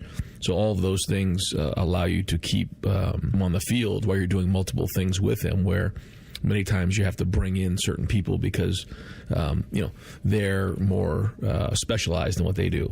Someone like Arvell can do multiple things and then makes it harder on defenses to recognize what you're doing. Okay, this is the Ohio State Sports Network from Learfield. For over 37 years, Buckeye Nation has known Hyde Park Prime Steakhouse for serving the best steaks in the city. Our thick-cut, aged steaks are a staple in Columbus, with 3 locations in Upper Arlington, Dublin, and downtown. And just like the Buckeyes, we strive for excellence and an experience like no other. Hyde Park is proud to introduce the newly added wine room at our downtown Columbus location, where a new elegance in dining surrounds you, creating the ideal setting for any occasion or the perfect night out. Hyde Park is a proud sponsor of Ohio State Athletics. Go Bucks! Toyota gives you more electrified hybrid choices than anyone else, including the stylish new Corolla, a name synonymous with Toyota quality and dependability, the elegant new Toyota Crown Signia, and the latest edition of the legendary 4Runner. Toyota's extensive lineup also includes battery EVs like the tech-savvy all-electric BZ4X, and of course, the iconic Prius, the hybrid that started it all. That's the power of choice from Toyota. Let's go places. Aaron, I'm freaking out a little that you're giving away $500 in free repairs whenever someone buys a new water heater. When people are faced with an unexpected expense, an unexpected gift helps restore balance to the universe. Get Eco. ECO. How many things can our plumbers do for $500 or less? Tons of things. Like what? We can repair a toilet that's not working. We can replace a hose bib, install a utility sink or a vanity, run a water line to an appliance, replace a garbage disposal. Get Eco. ECO. Replace a shutoff valve, fix an exposed water leak. What's an exposed water leak? It's one you can see. It's not inside a wall and it's not underground. And we're going to do these sorts of things for free just because a person buys a water heater? Yeah, for free. Because we're restoring balance to the universe? Balance to the universe. Get Eco. ECO. Give It Away plumbers, genius electricians, and gonna make you cool again HVAC technicians. Go to geteco.com. Bishop and Friends is sponsored by Diamond Seller, your true jeweler for over 75 years. The Fan, Ohio sports destination. Distilled sports discussion served in light beer quantities. You're listening to Bishop and Friends. All right, Reese, what do you have on the poll today? The Daily Fan Poll asks, in general, what did you make of the initial college football playoff top 25 last night? Your three options are the committee nailed it, the committee got it mostly right, or this committee sucks. 62% say the committee got it mostly right, 27% say the committee nailed it, 10% says the committee sucks. All right, time for your officially endorsed on this fine First Friday. Bishop and Friends present First Friday. Officially endorsed because everyone deserves 2 Fridays. Sponsored by Hydrate Me Med Spa. Feel better, recover faster, live optimized with Hydrate Me. Drink for the wrong reasons. My generation, we drink because it's good. Because it feels better than unbuttoning your collar. Because we deserve it. We drink because it's what men do. So, there's something about this time of year that makes me seek out this one specific bottle. There's a bunch of them this time of year that start to hit some seasonal releases. This one's around all the time, but this time of year, it's not something I normally have around. It's not something that I normally stock on the shelves here. But the one that I do this time of year, and I find myself looking for it, is Basil Hayden Dark Rye. It is a mix of rye and port wine, and it really is kind of like a dessert in the tumbler. It's got that spice from the rye that you like. It just kind of warms you to the soul. So if you're looking for a seasonal pour, and there's going to be a bunch of these over the next months from various different providers there's a lot of them that are great, and we'll try to highlight many of them over the course of the next couple of months. But that one's good enough for today's officially endorsed. Time for 3 things on a First Friday. 1, 2, 1, 2, 3 things. Sponsored by Buckeye Lake Marina, Central Ohio's largest selection of new and pre-owned boats. Find your next dream boat at BuckeyeLakeMarina.com. Number 1 for me, this kind of message for everybody out there. Don't ever take for granted being ranked number 1. It's cool. Does the first playoff poll mean a whole lot? No, not really. It's framework. We can debate. Did they get this right? Did they get that right? But when it's your team that is consistently at the top, regardless of the importance of the poll, it's a cool thing. And another reminder of how good it is around here, that we went into this last night going, all right, they're going to be 1 or 2, and they're 1 again. And it's a cool thing. Yeah, I'll piggyback on that and make it my first thing. We had a top men meeting yesterday, and it was like challenges and opportunities for what we do for an Ohio State season where they're just going to keep winning. And I see the whole thing as an opportunity. Winning is fun. Mm-hmm. Winning in the way Ohio State's been winning. This is fun. Like, there's, to me, nothing boring about any of this. First thing for me, we talked about this a little bit in Thing or Not a Thing, but didn't have a ton of time. Very cool that Bruce Thornton named the first 4-time captain in Ohio State basketball history. They announced that yesterday. They played their first game of the regular season Monday night. Mm-hmm. Isn't that kind of weird that they didn't announce captains before the season actually started? I don't know if I've ever heard of a team in any sport doing that. Yeah, it's interesting. Usually if you don't name them at the beginning, you kind of don't have them, or you kind of have captain by committee. Is he the only captain? Or are there multiple captains? That's another great question, because I only paid attention to Bruce. Yeah. I wonder if, like Devin Royal in year 3, I wonder if they have more than just one, or if it's just Bruce. Wild that he's the only 4-time captain. That's pretty wild. All right, number 2 for me. We got the draw. Bootsy's got his first real basketball games this weekend. Him and the rest of his 4th grade team. It's our own hometown tournament, and they gave us the 8:30 tip time Saturday morning. Let me tell you something. If you're going to have 9 and 10-year-olds play basketball at 8:30 in the morning, you want to talk about sleepwalking? This is going to be a disaster. It's going to be a disaster of an opener for the fellas. That is brutal at 8:30. I'm for it because then at least it frees up my afternoon to watch Buckeyes, so that's a win. But, man, that's early. Second thing for me, Do you guys remember Toledo quarterback DeQuan Finn? I sure do. Do you know where he's playing football now?